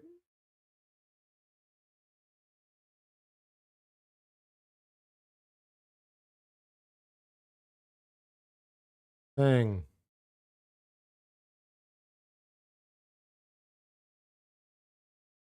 There we go. Got internet. Trace root 1.1.1.1. Now we're going through. We hit our Zen gateway here. We then come across to the upstream ISP. We then obviously hit my internet stream and then out onto the main internet. And now we need to update the Zen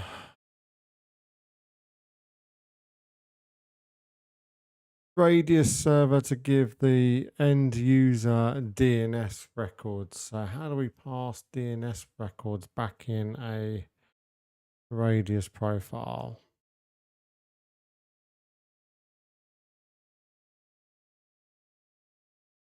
DNS.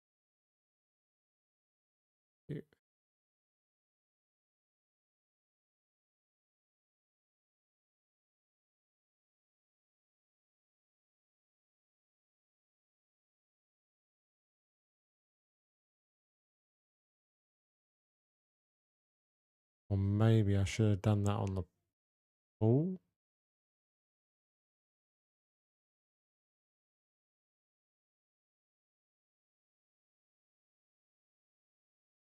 I know I could probably do it on the pool, but I don't want to do that. And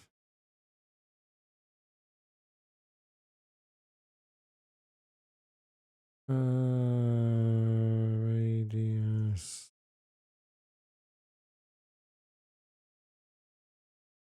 framed DNS IP.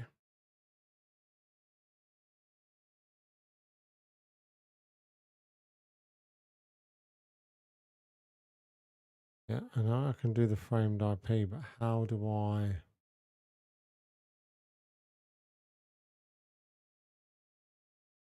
give back a DNS server?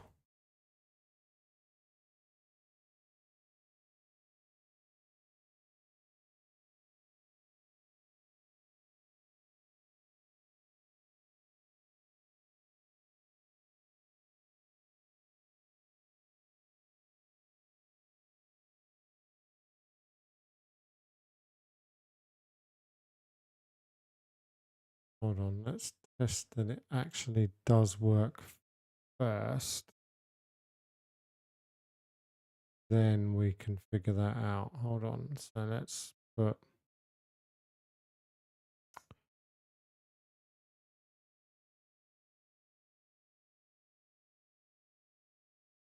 mag, put 1.1.1.1.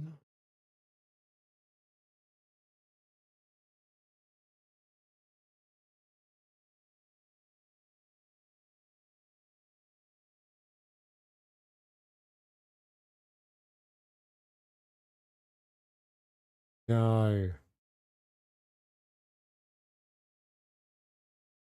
Well, actually, the error for the client would be that the client is not doing it. So it would be on client's gateway. Give back the IP address or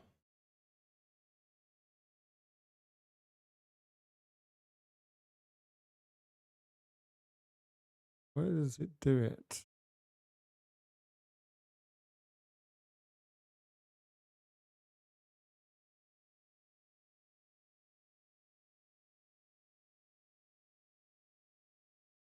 Yeah, so it's doing it on the LAN.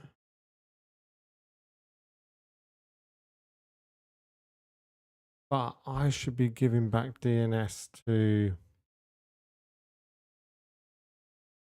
the WAN side. And maybe I do that on all. There's what I'm for. So if I do 1.1.1.1.1, 4 ones even,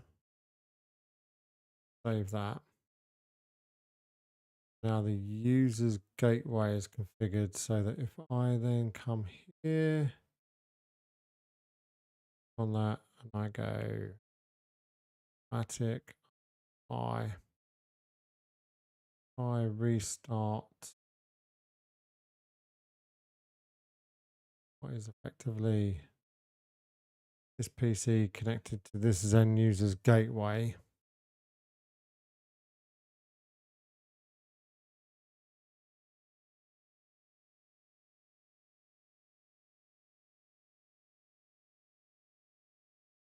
Okay, all see at the Zen LNS side,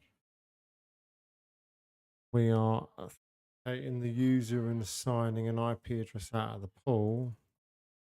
Maybe the pool, actually the pool we can assign. Should be able to do it out of the DHCPs. Where's the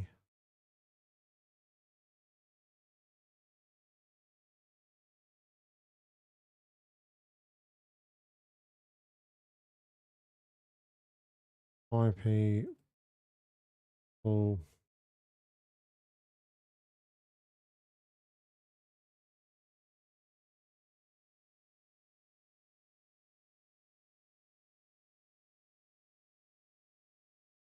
That's the IP.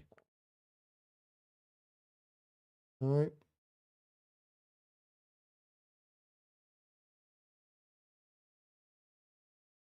Give me the client. You can already tell it's got full bar, so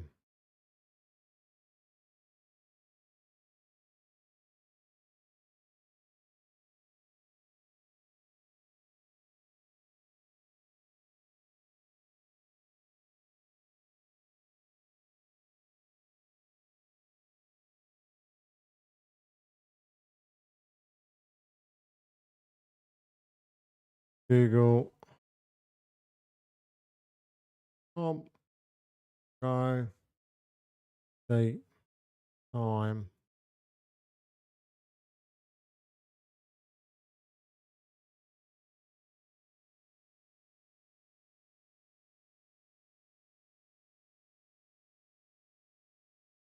Correct.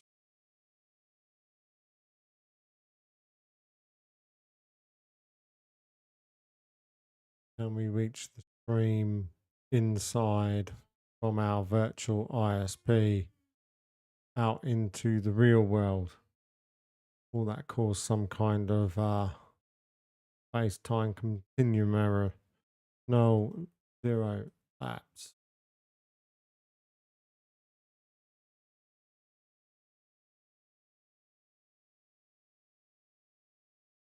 There we go. We can see we are live.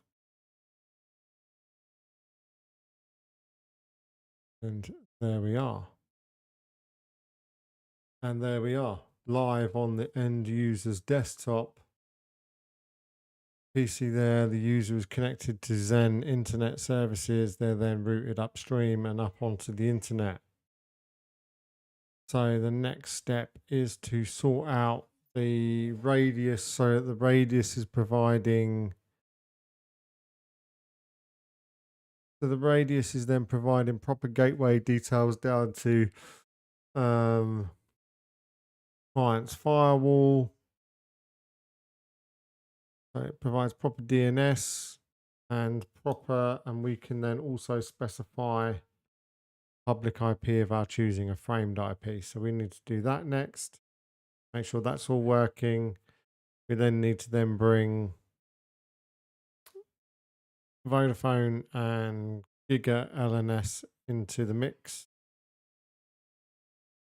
And then we then need to layer IPv6 on top as well. But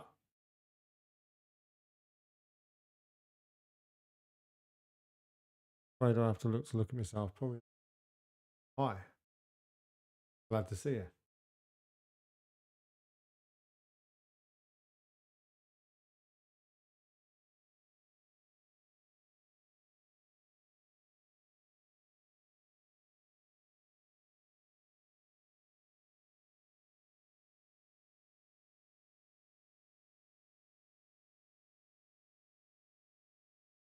Right, that's enough of that. Right, so that is working. We have the client, his gateway is authorized by there. Its city radius is then steering the user to the LNS up here. So now we need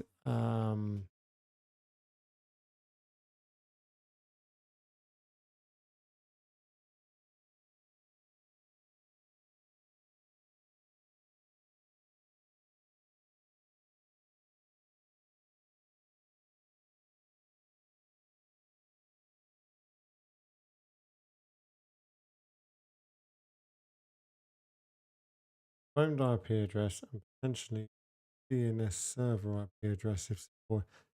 How do I send back? So yeah, obviously I use the framed IP. So what do I send back?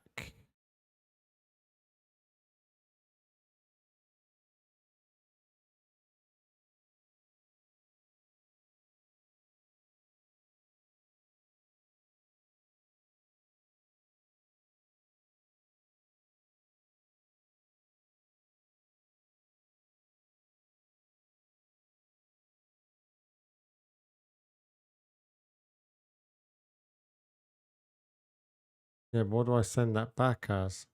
Just IP? Or can I just send it back as DNS servers?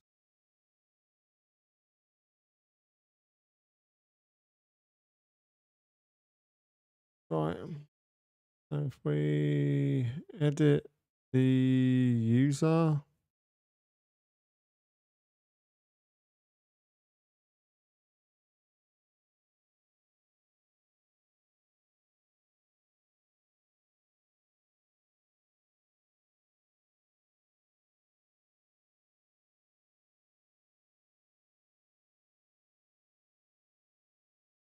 so we got there, let's send.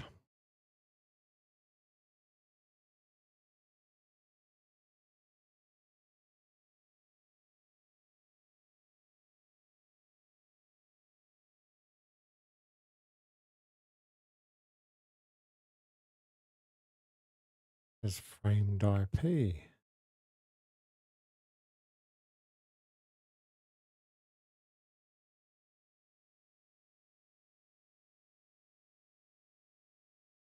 I send an IP address back. via the radius.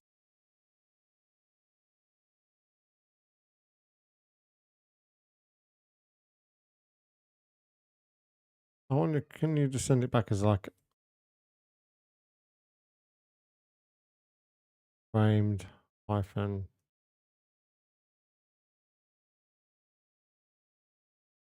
Surely you can't DNS server.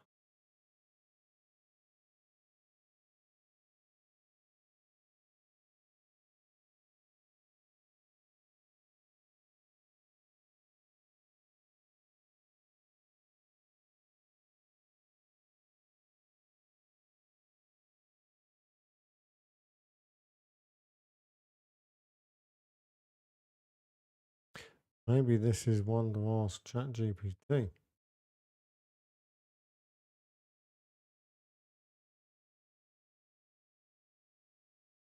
How do I send a DNS server IP in a radius?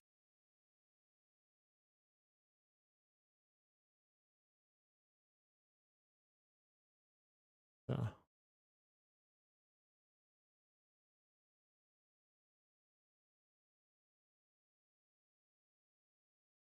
oh, you're going to do it. Oh, okay. So we're going to do it in an AV pair again as well.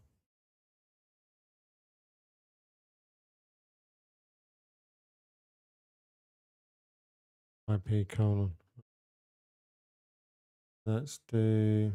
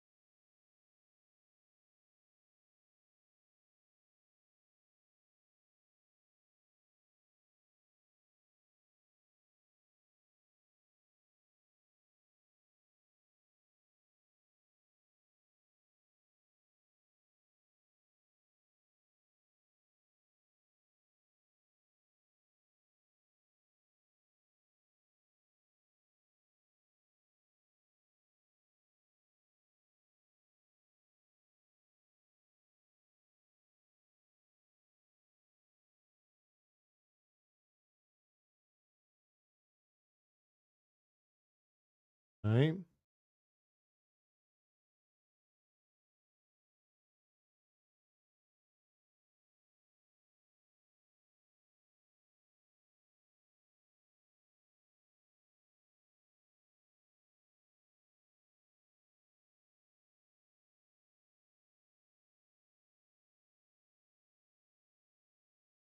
Test 1, 2, 3.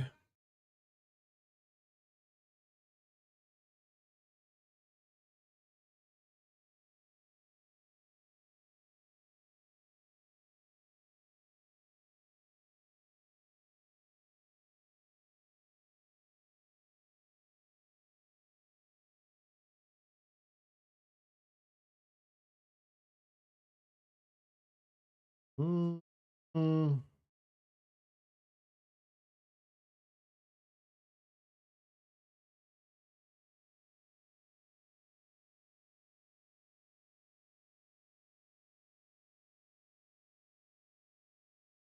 That should work.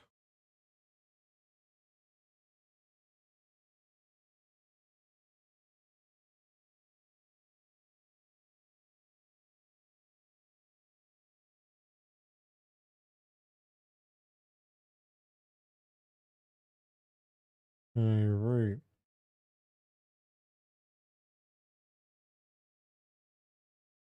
Not now. Interfaces. WAN. I did say that we want.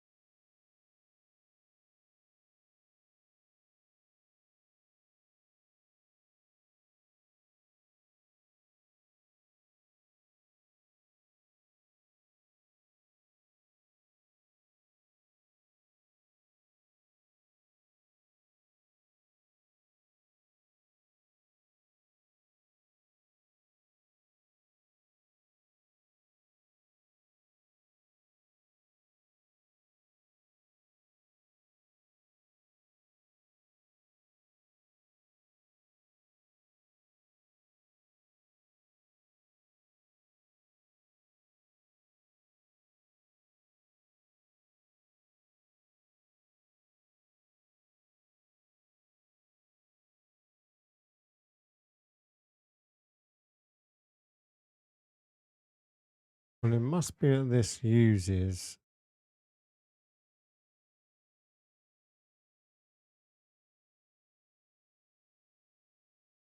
I remove that.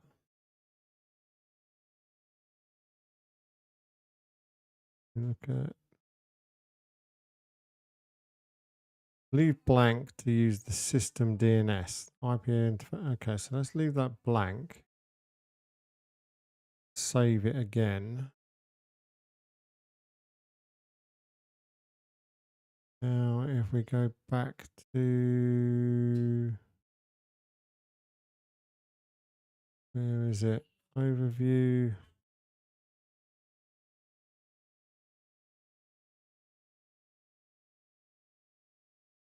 Let's make that restart.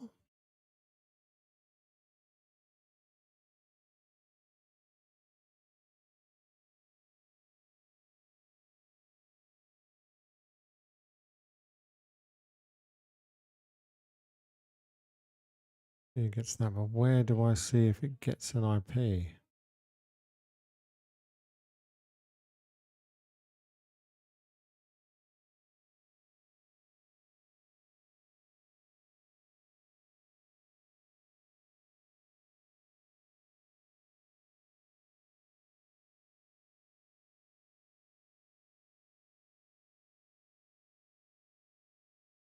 Where do I see on OpenSense where the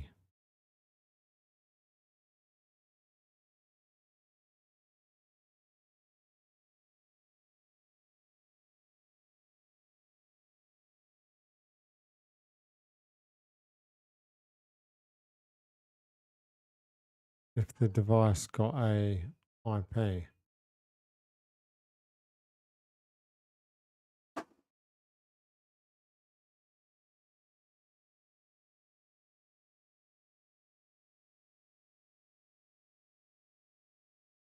Why did I put 1 to 1 to 1 to 1?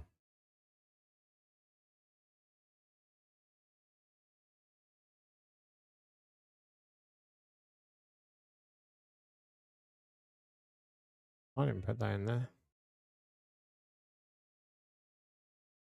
The auto. Only got the root as one.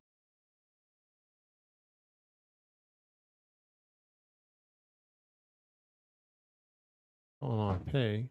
Maybe it did hand it back. And let's look up google.com.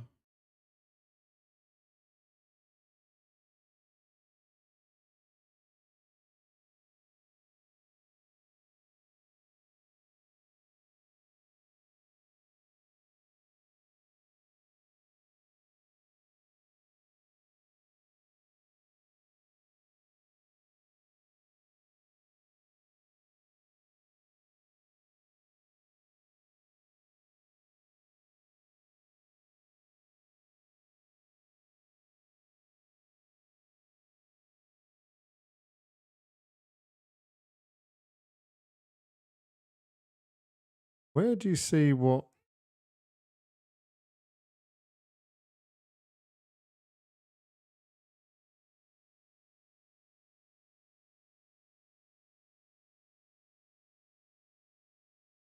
See what IP address, what DNSs were assigned to the WAN interface on OpenSense?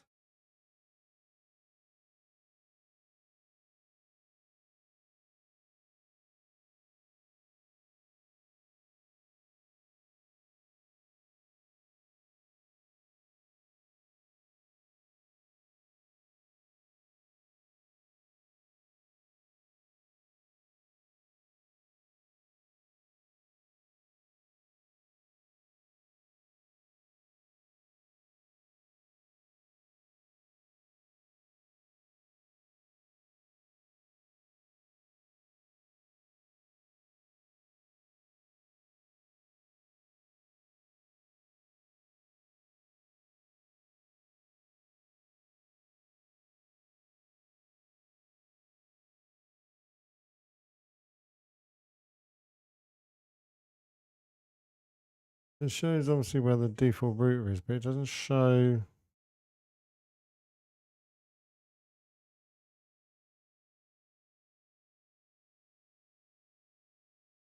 what it received. It's clearly receiving it.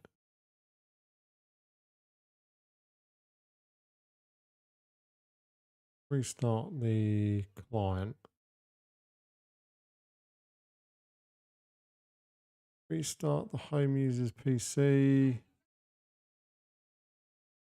Restart the home user's gateway. And then we jump on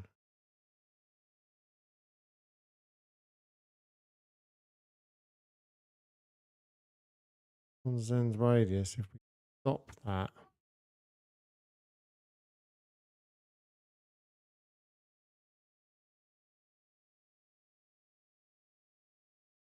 if we free radius dash X, and then we watch and see what's handed back.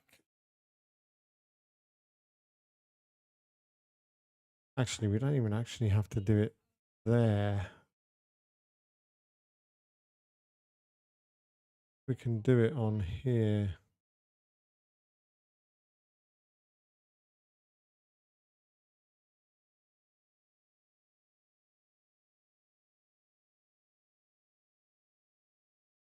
Debug radius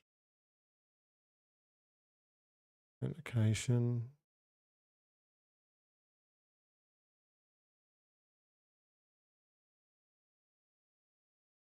We missed it.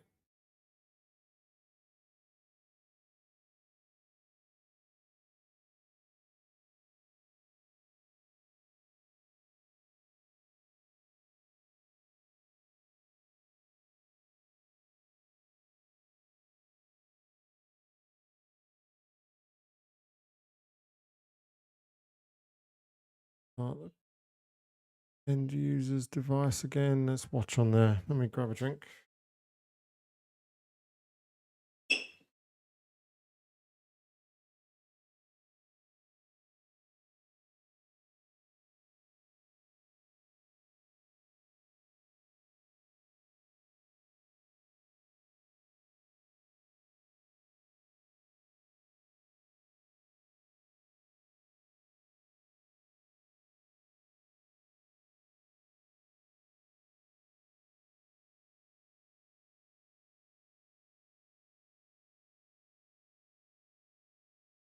Right, that's moving forward. Ah, see, it's ignoring it.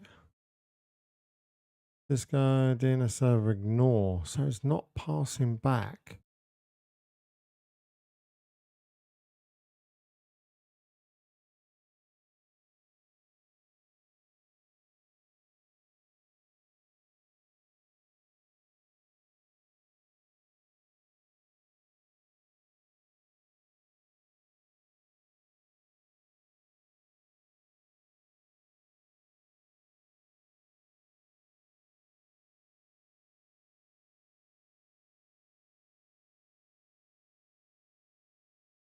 Is it just DNS server IP address?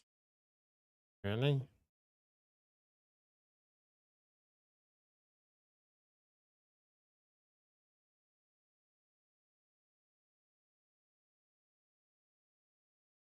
So it ignored that. And then does that mean the user doesn't have a DNS address? It just ignore it.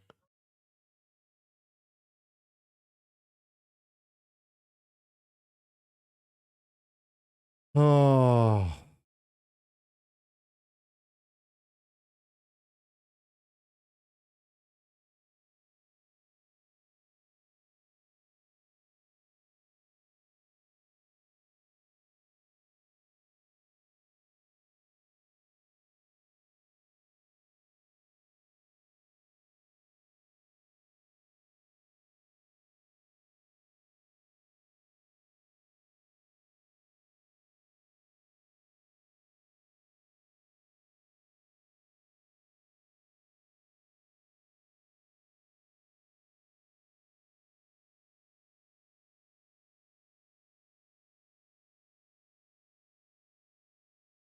IP address didn't get assigned for DNS. Using the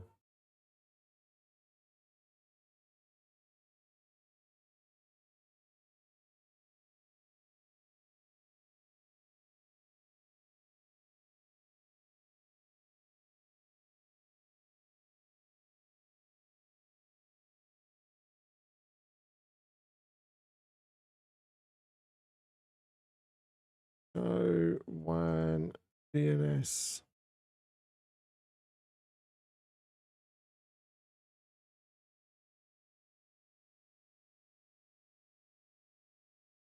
Navigate to interfaces, WAN, lag, blah, blah.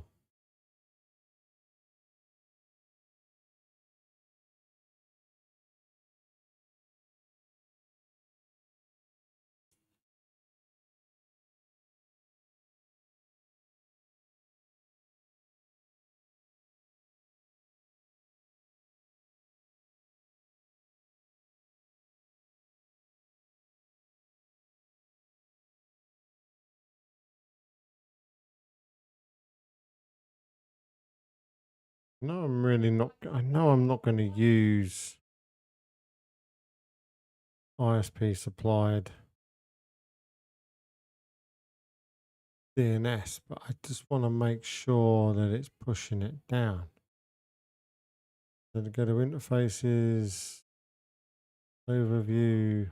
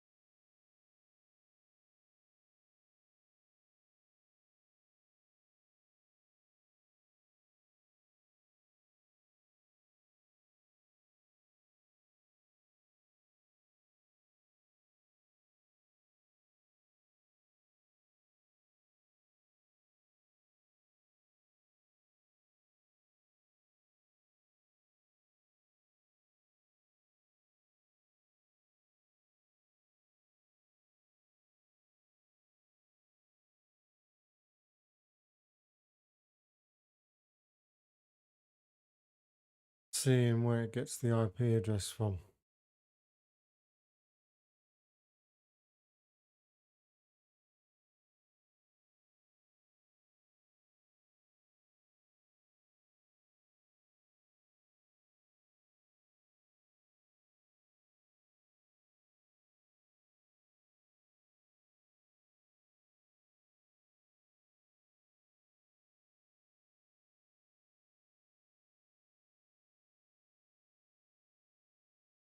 Now DNS server list overwritten by DHCP. There's nothing there.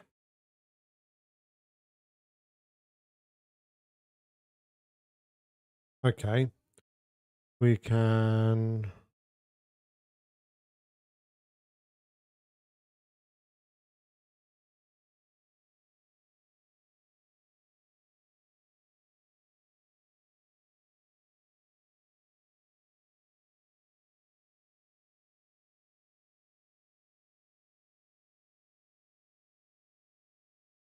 pass unknown DNS server.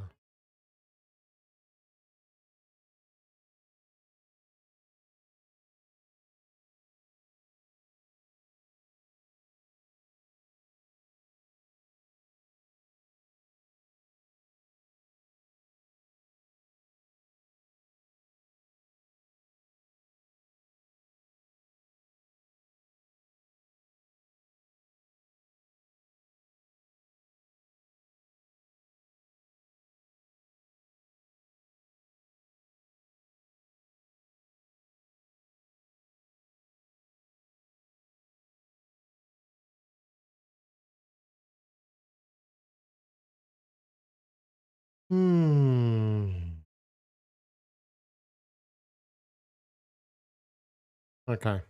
Way to test it is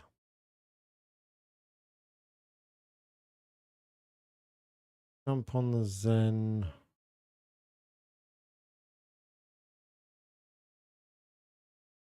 gateway.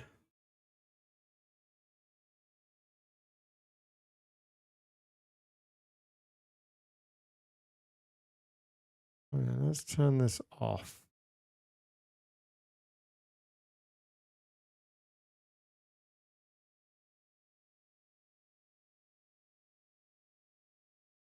X save, restart free.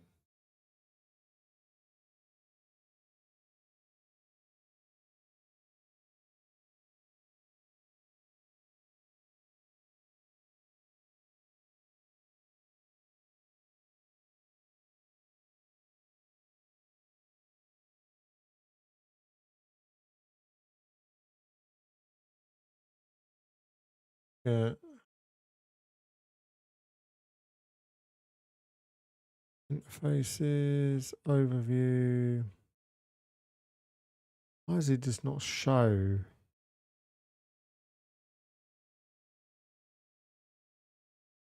Let's make it re-authenticate.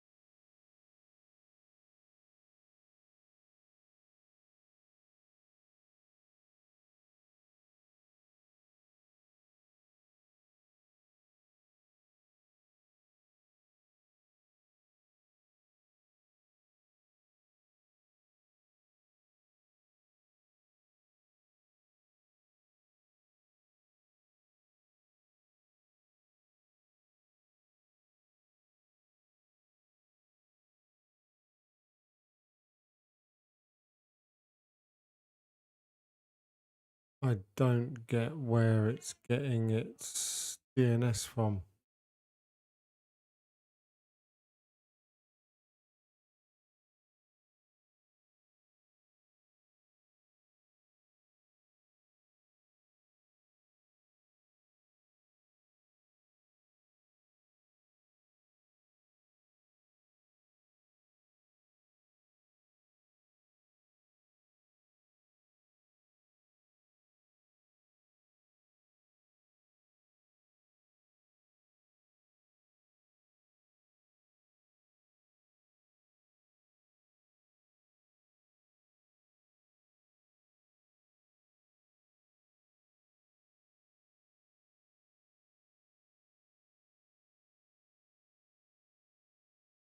Using itself, it must be running. Oh, okay, it's running.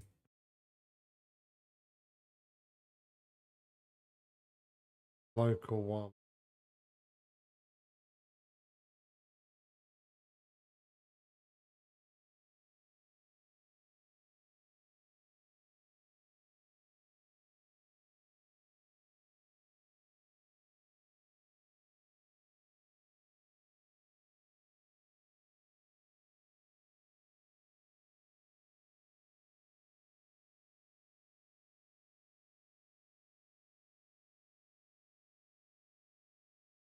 That says no, no, no, no.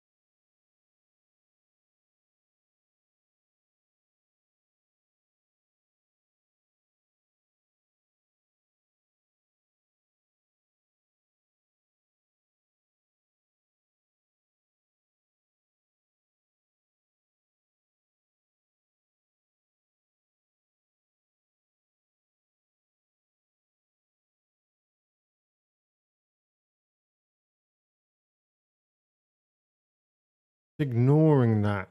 So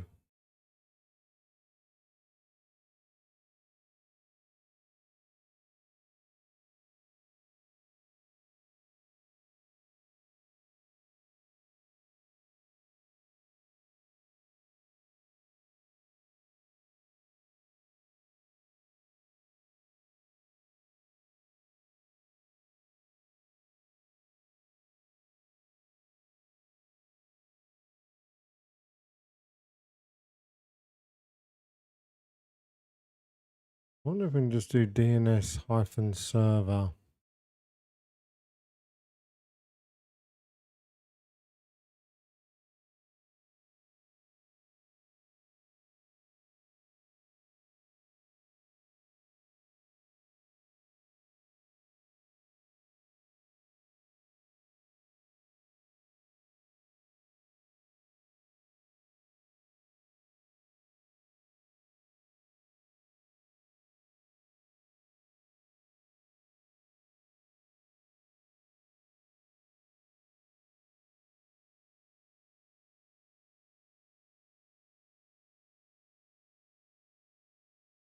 Primary hyphen DNS. Let's try that.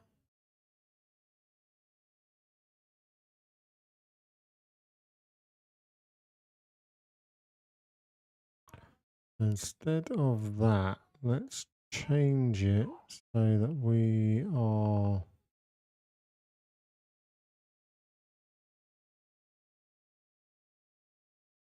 primary hyphen DNS hyphen server.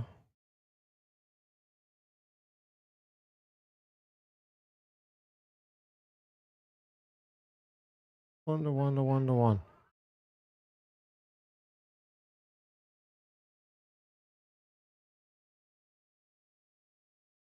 That fails, so we can't use that.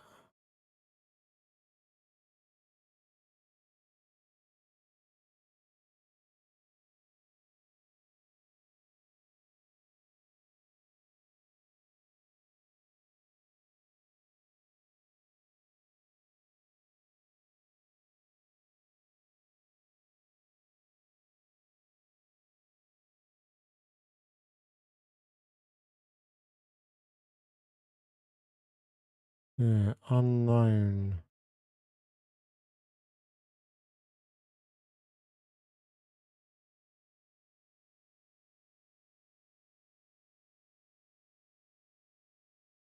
MS hyphen.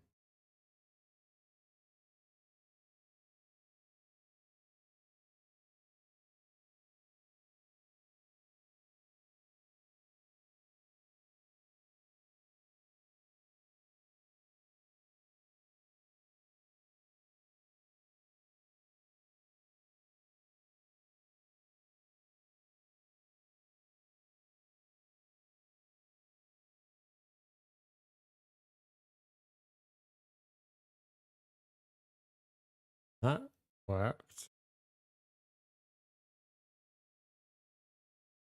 So if we tell the router to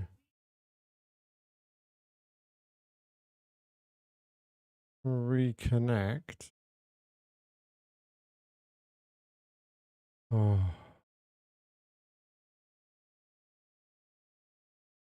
Done a reconnection.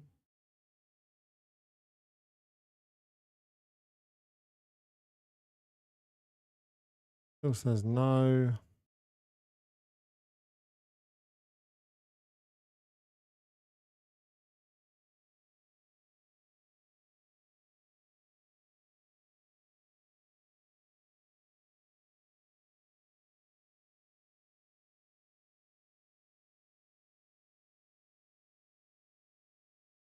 They do not use the local DNS system.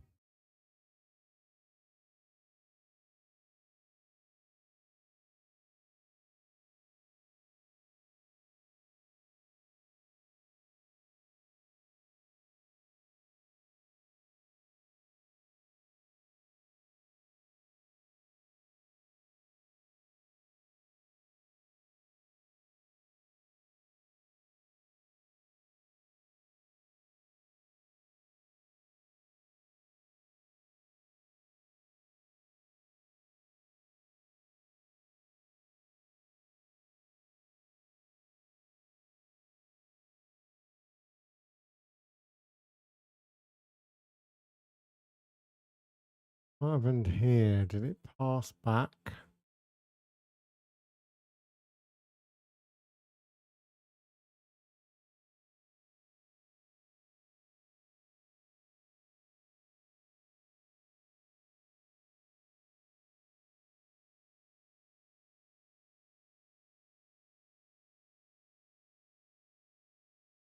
It allowed that.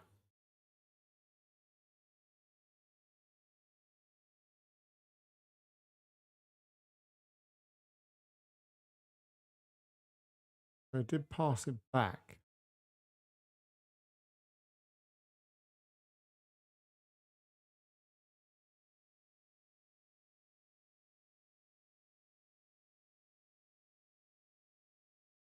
And then how do we know what?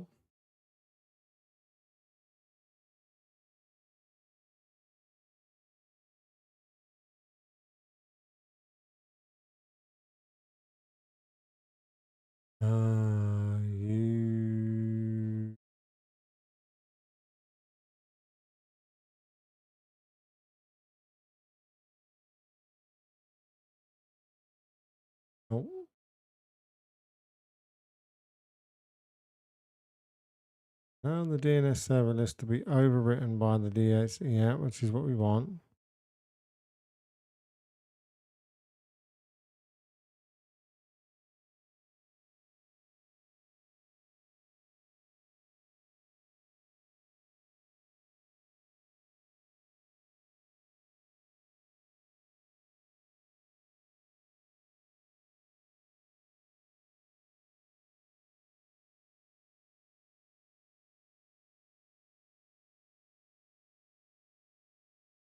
And no.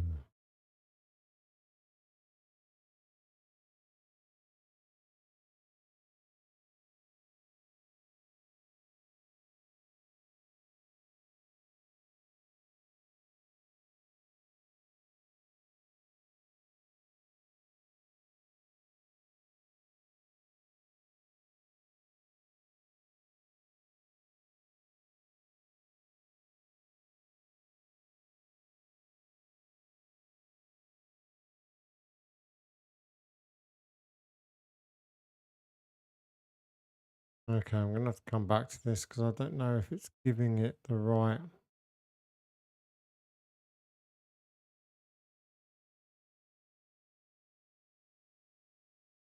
address. Right, well, we know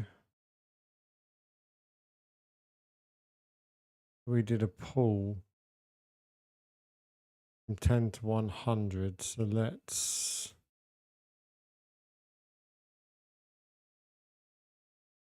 set a framed IP now.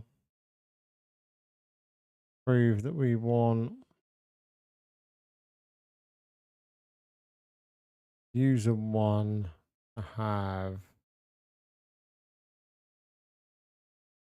198.18.0.200 because we know that that is not in the pool.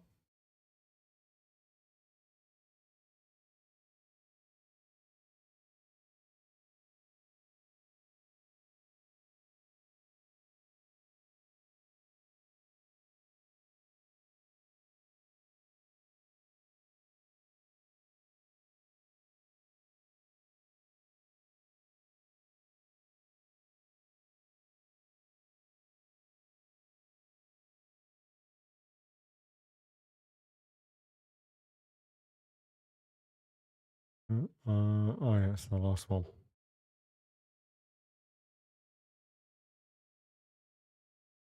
Okay, so now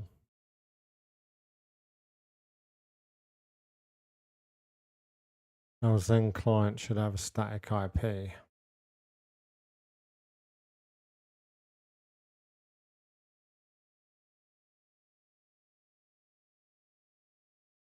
Just need to figure out how to hand back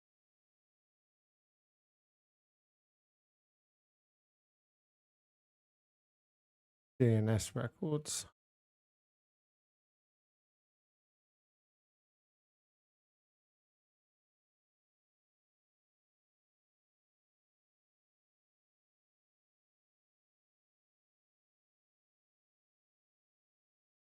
So this should now get an IP address of 18.0.200 because we've specified a static IP. Yes, it does. So we've said, oh, let's change the route.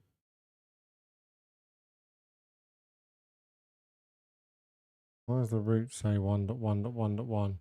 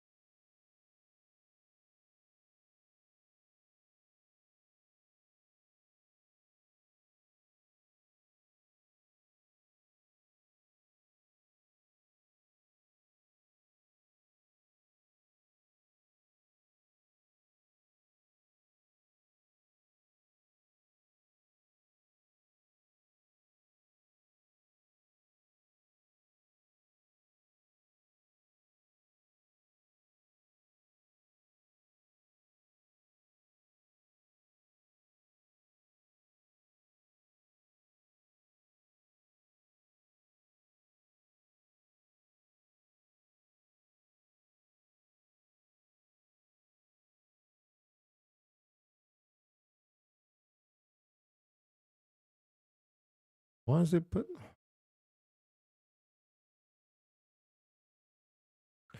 Could probably plug different device in here.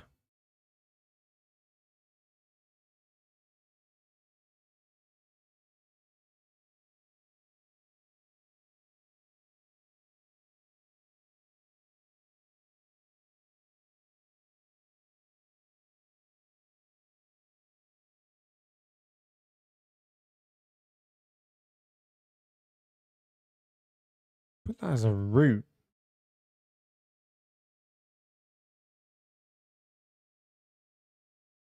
Dynamic DNS, no, dynamic name server received. Okay. I think that worked. I think we got it.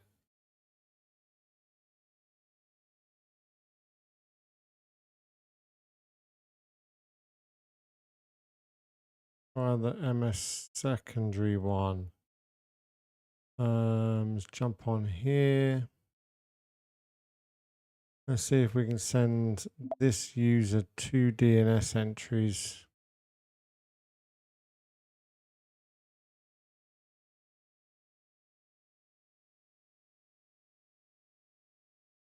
So we're saying user 1 Zen.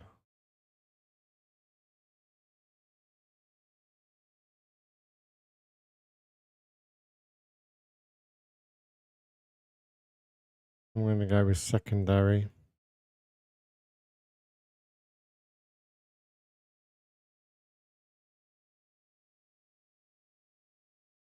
And I'm going to send 8.8.8.8 as a secondary.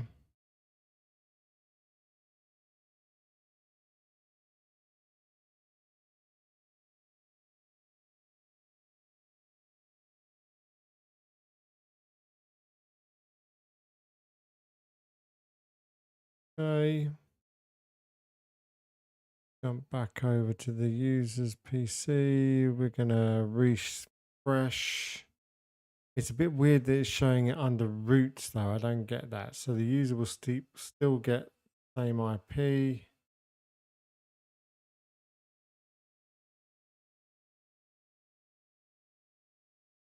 Yes. Why is it showing the root?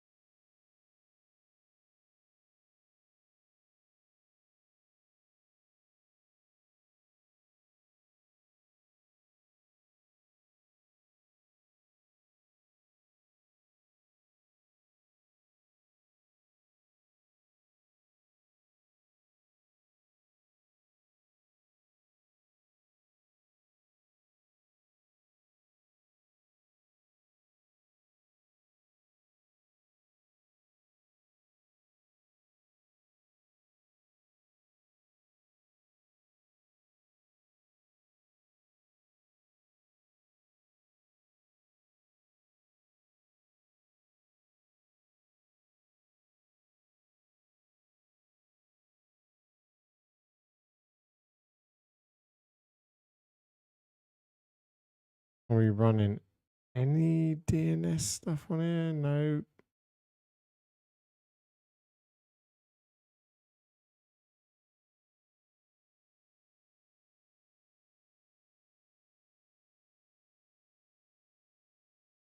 Unbound is running.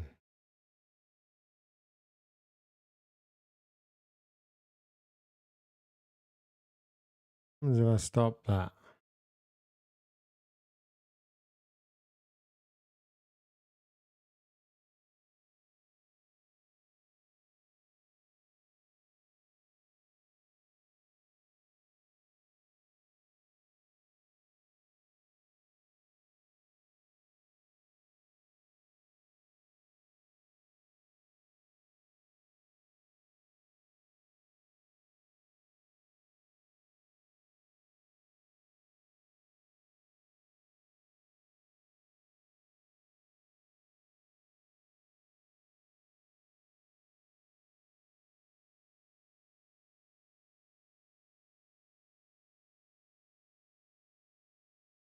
Okay. We got.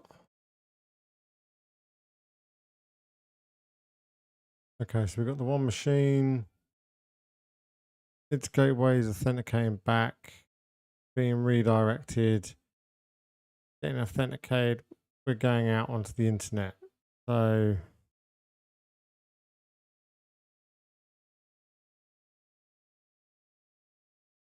we're sending a primary and a secondary, and we're sending a framed IP.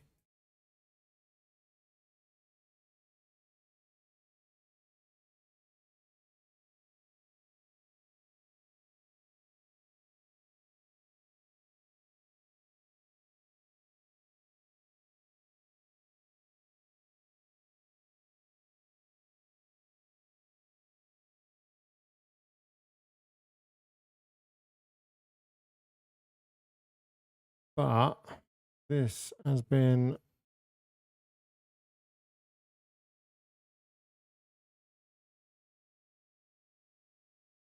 a long old slog.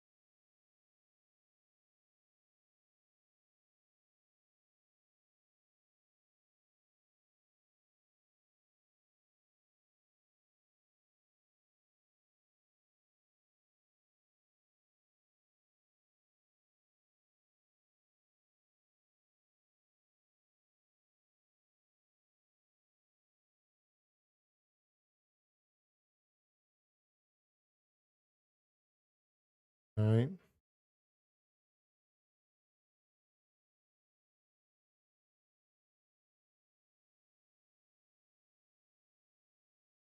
Okay, so where are we at? We've got home client, then customer. Their router connects VLAN 911 to the OLT into the LAC. The LAC looks at their end username nzen.net. It then hands off using L2TP handoff to the Zen LNS. The Zen LNS authenticates the user's account credentials, assigns a static IP address, assigns DNS settings now,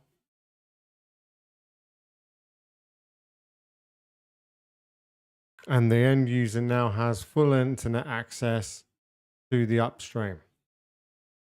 Perfect. That's phase one complete.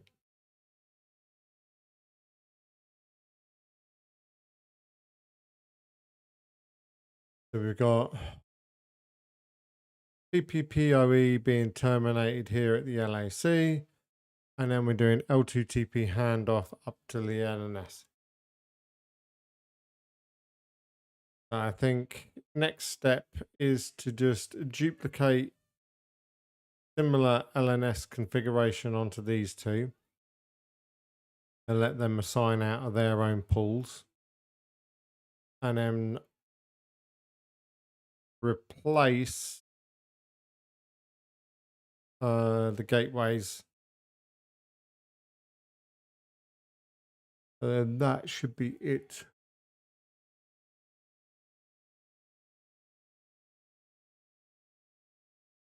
And then in another lab, we'll change it so that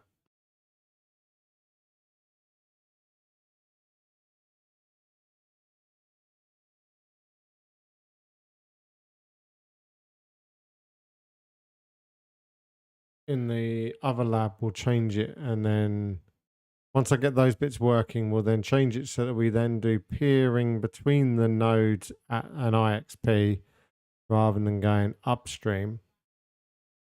And then we'll be able to test going between each of the users between each of the end clients, they should then basically, if they wanted to cross from Zen into Vodafone or into Giga, they'll go via the IXP point rather than the upstream ISP. It would then cost them money if they went upstream. So I think we'll call it there because we've got this path working. I think I'll get the other bits working and then I'll provide an update or an update. I'll do an update video.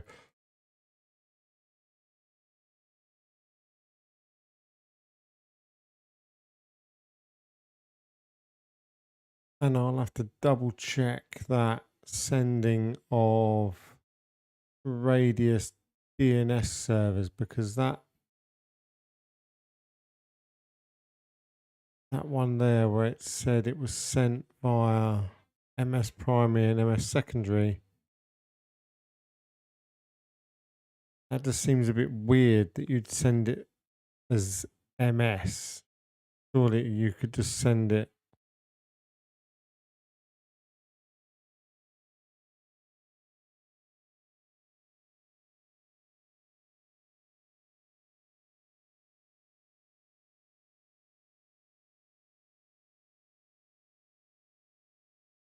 Surely you would just send it as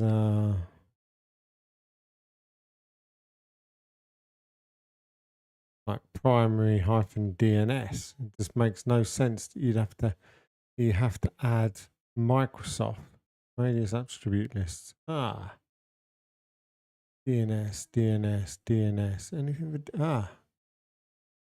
what's it got there? DNS server -IP4 address.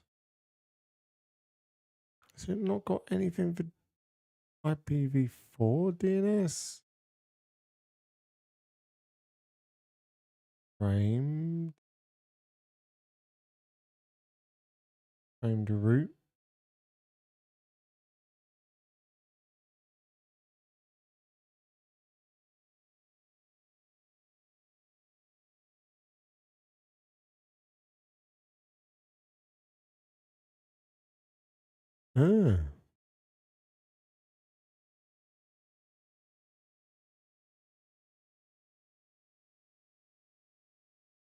You send okay, so you do send it as that.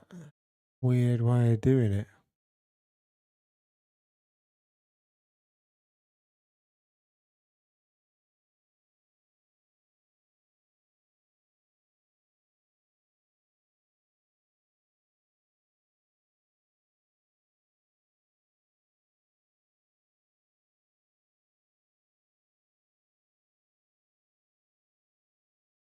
Oh, so you saying I could have sent that?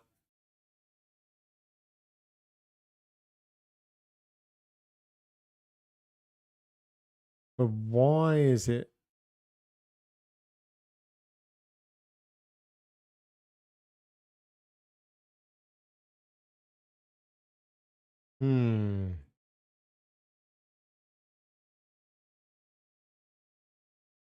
See, I don't like that. I don't understand why we have to send it like that.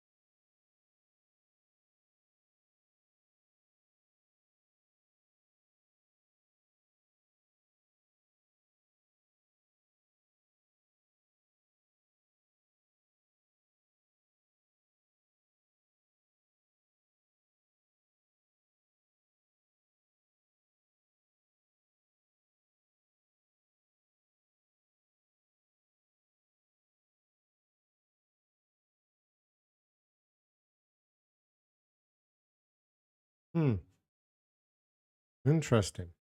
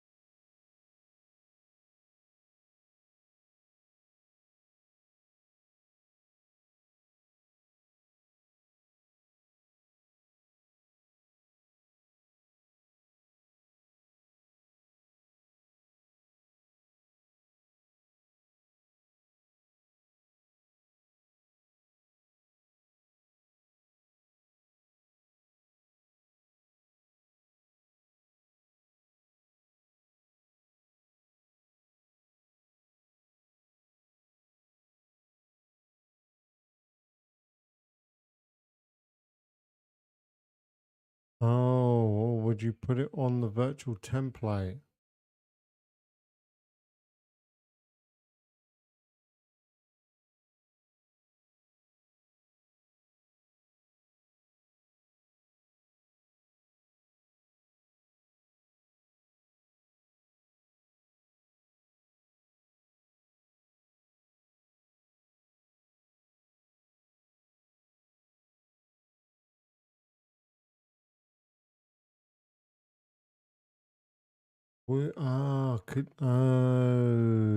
Okay.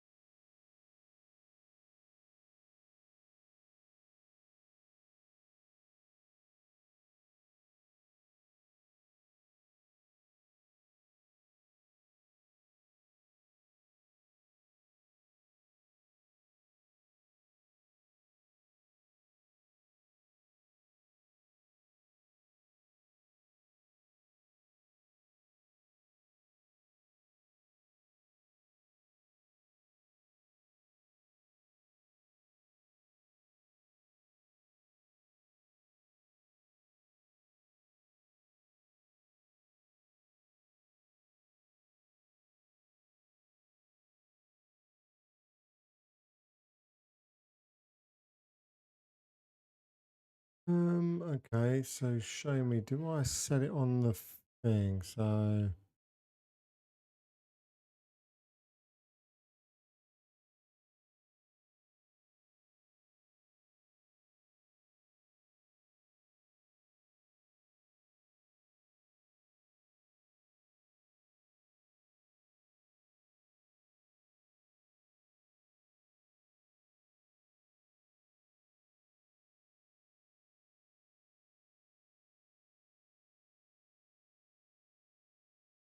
just tell me I can just put it on there.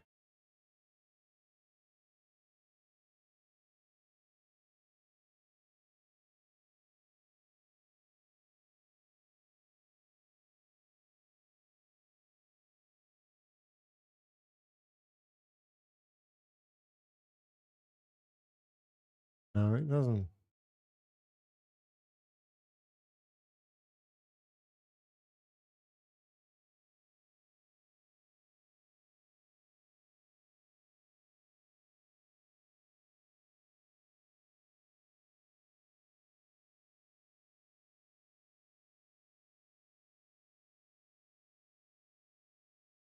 Or is it done on PPP?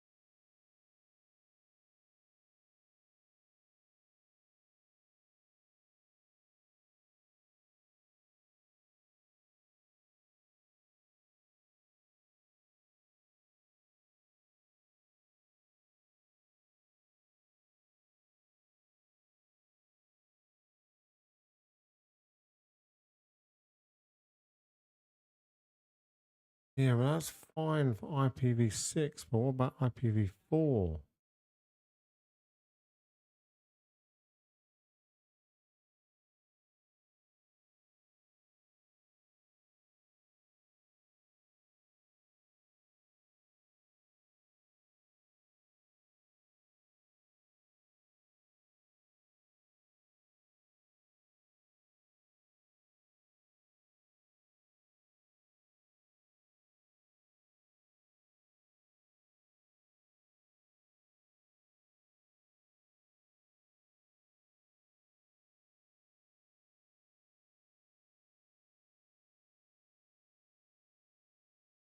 Oh, that's the one I'm looking for.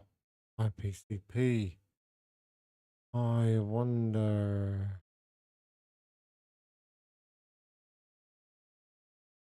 Nope.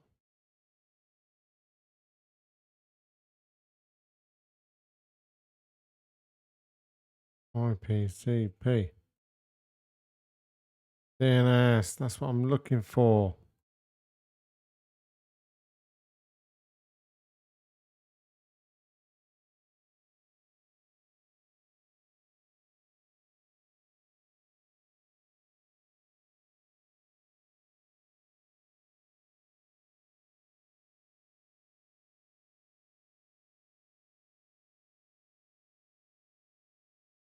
Now,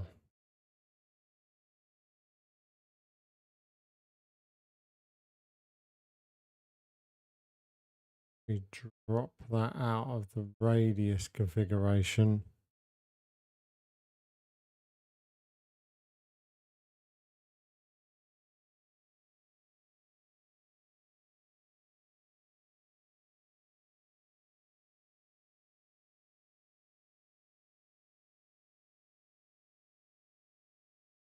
Comment those out. Restart it.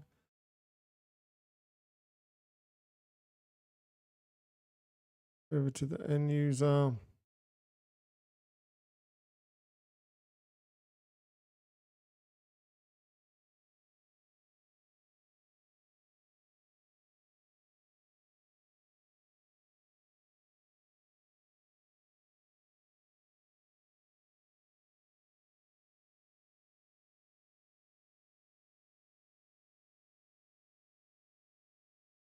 Interfaces, overview, reset PPPoE one.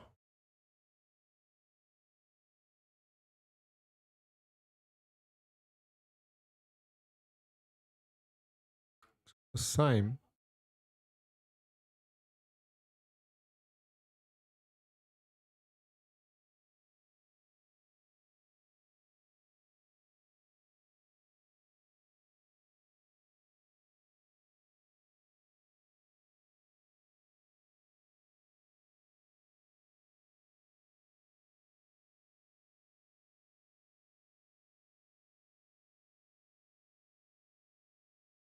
Actually, maybe I should change that, and then that will be the test. So we go in here and we set this the other way around. We go 8.8.8.8, and we do 8.8.4.4. So that's our ISP DNS. Oh, fuck 'em.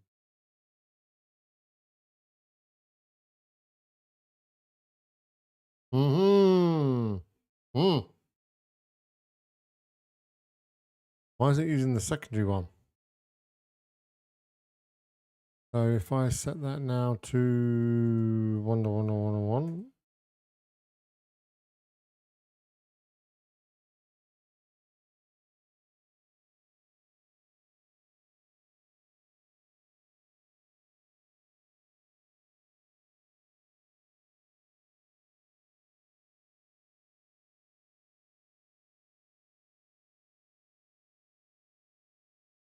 what? Okay.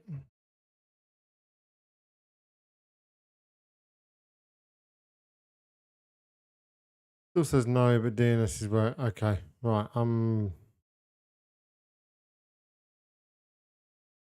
happy with that, but I don't understand why it asks for the primary.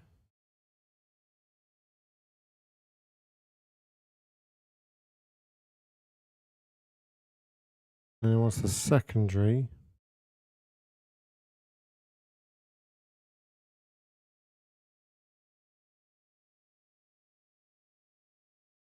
That should be enough. I don't have to then put it in the radius record. There we go. So it dials in. Got a pull. It's got DNS.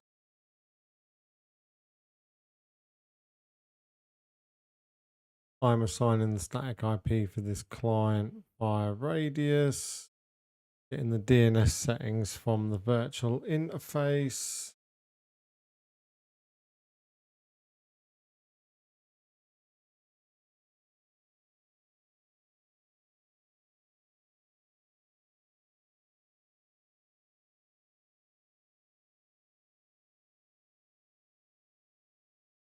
Nope.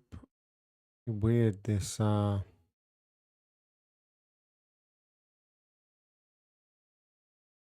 it's using that as a second. Okay.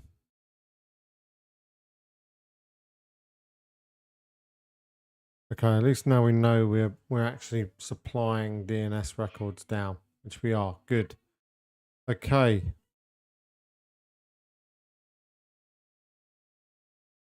So we've got our client coming in via the GPON network. We are steering our customers to the wholesale provider.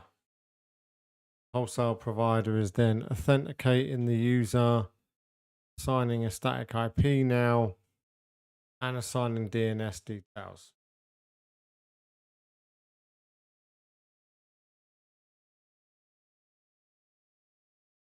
Next step is to do this another 2 times for the other nodes.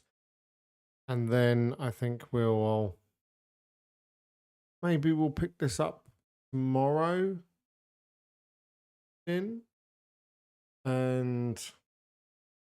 we'll configure other 2 providers and then maybe look at IXP change point. That's what I think we're going to do. Right. That's been a heavy session. Very heavy. Right. Catch you all on the next one. Hope you enjoyed that and I will see you soon.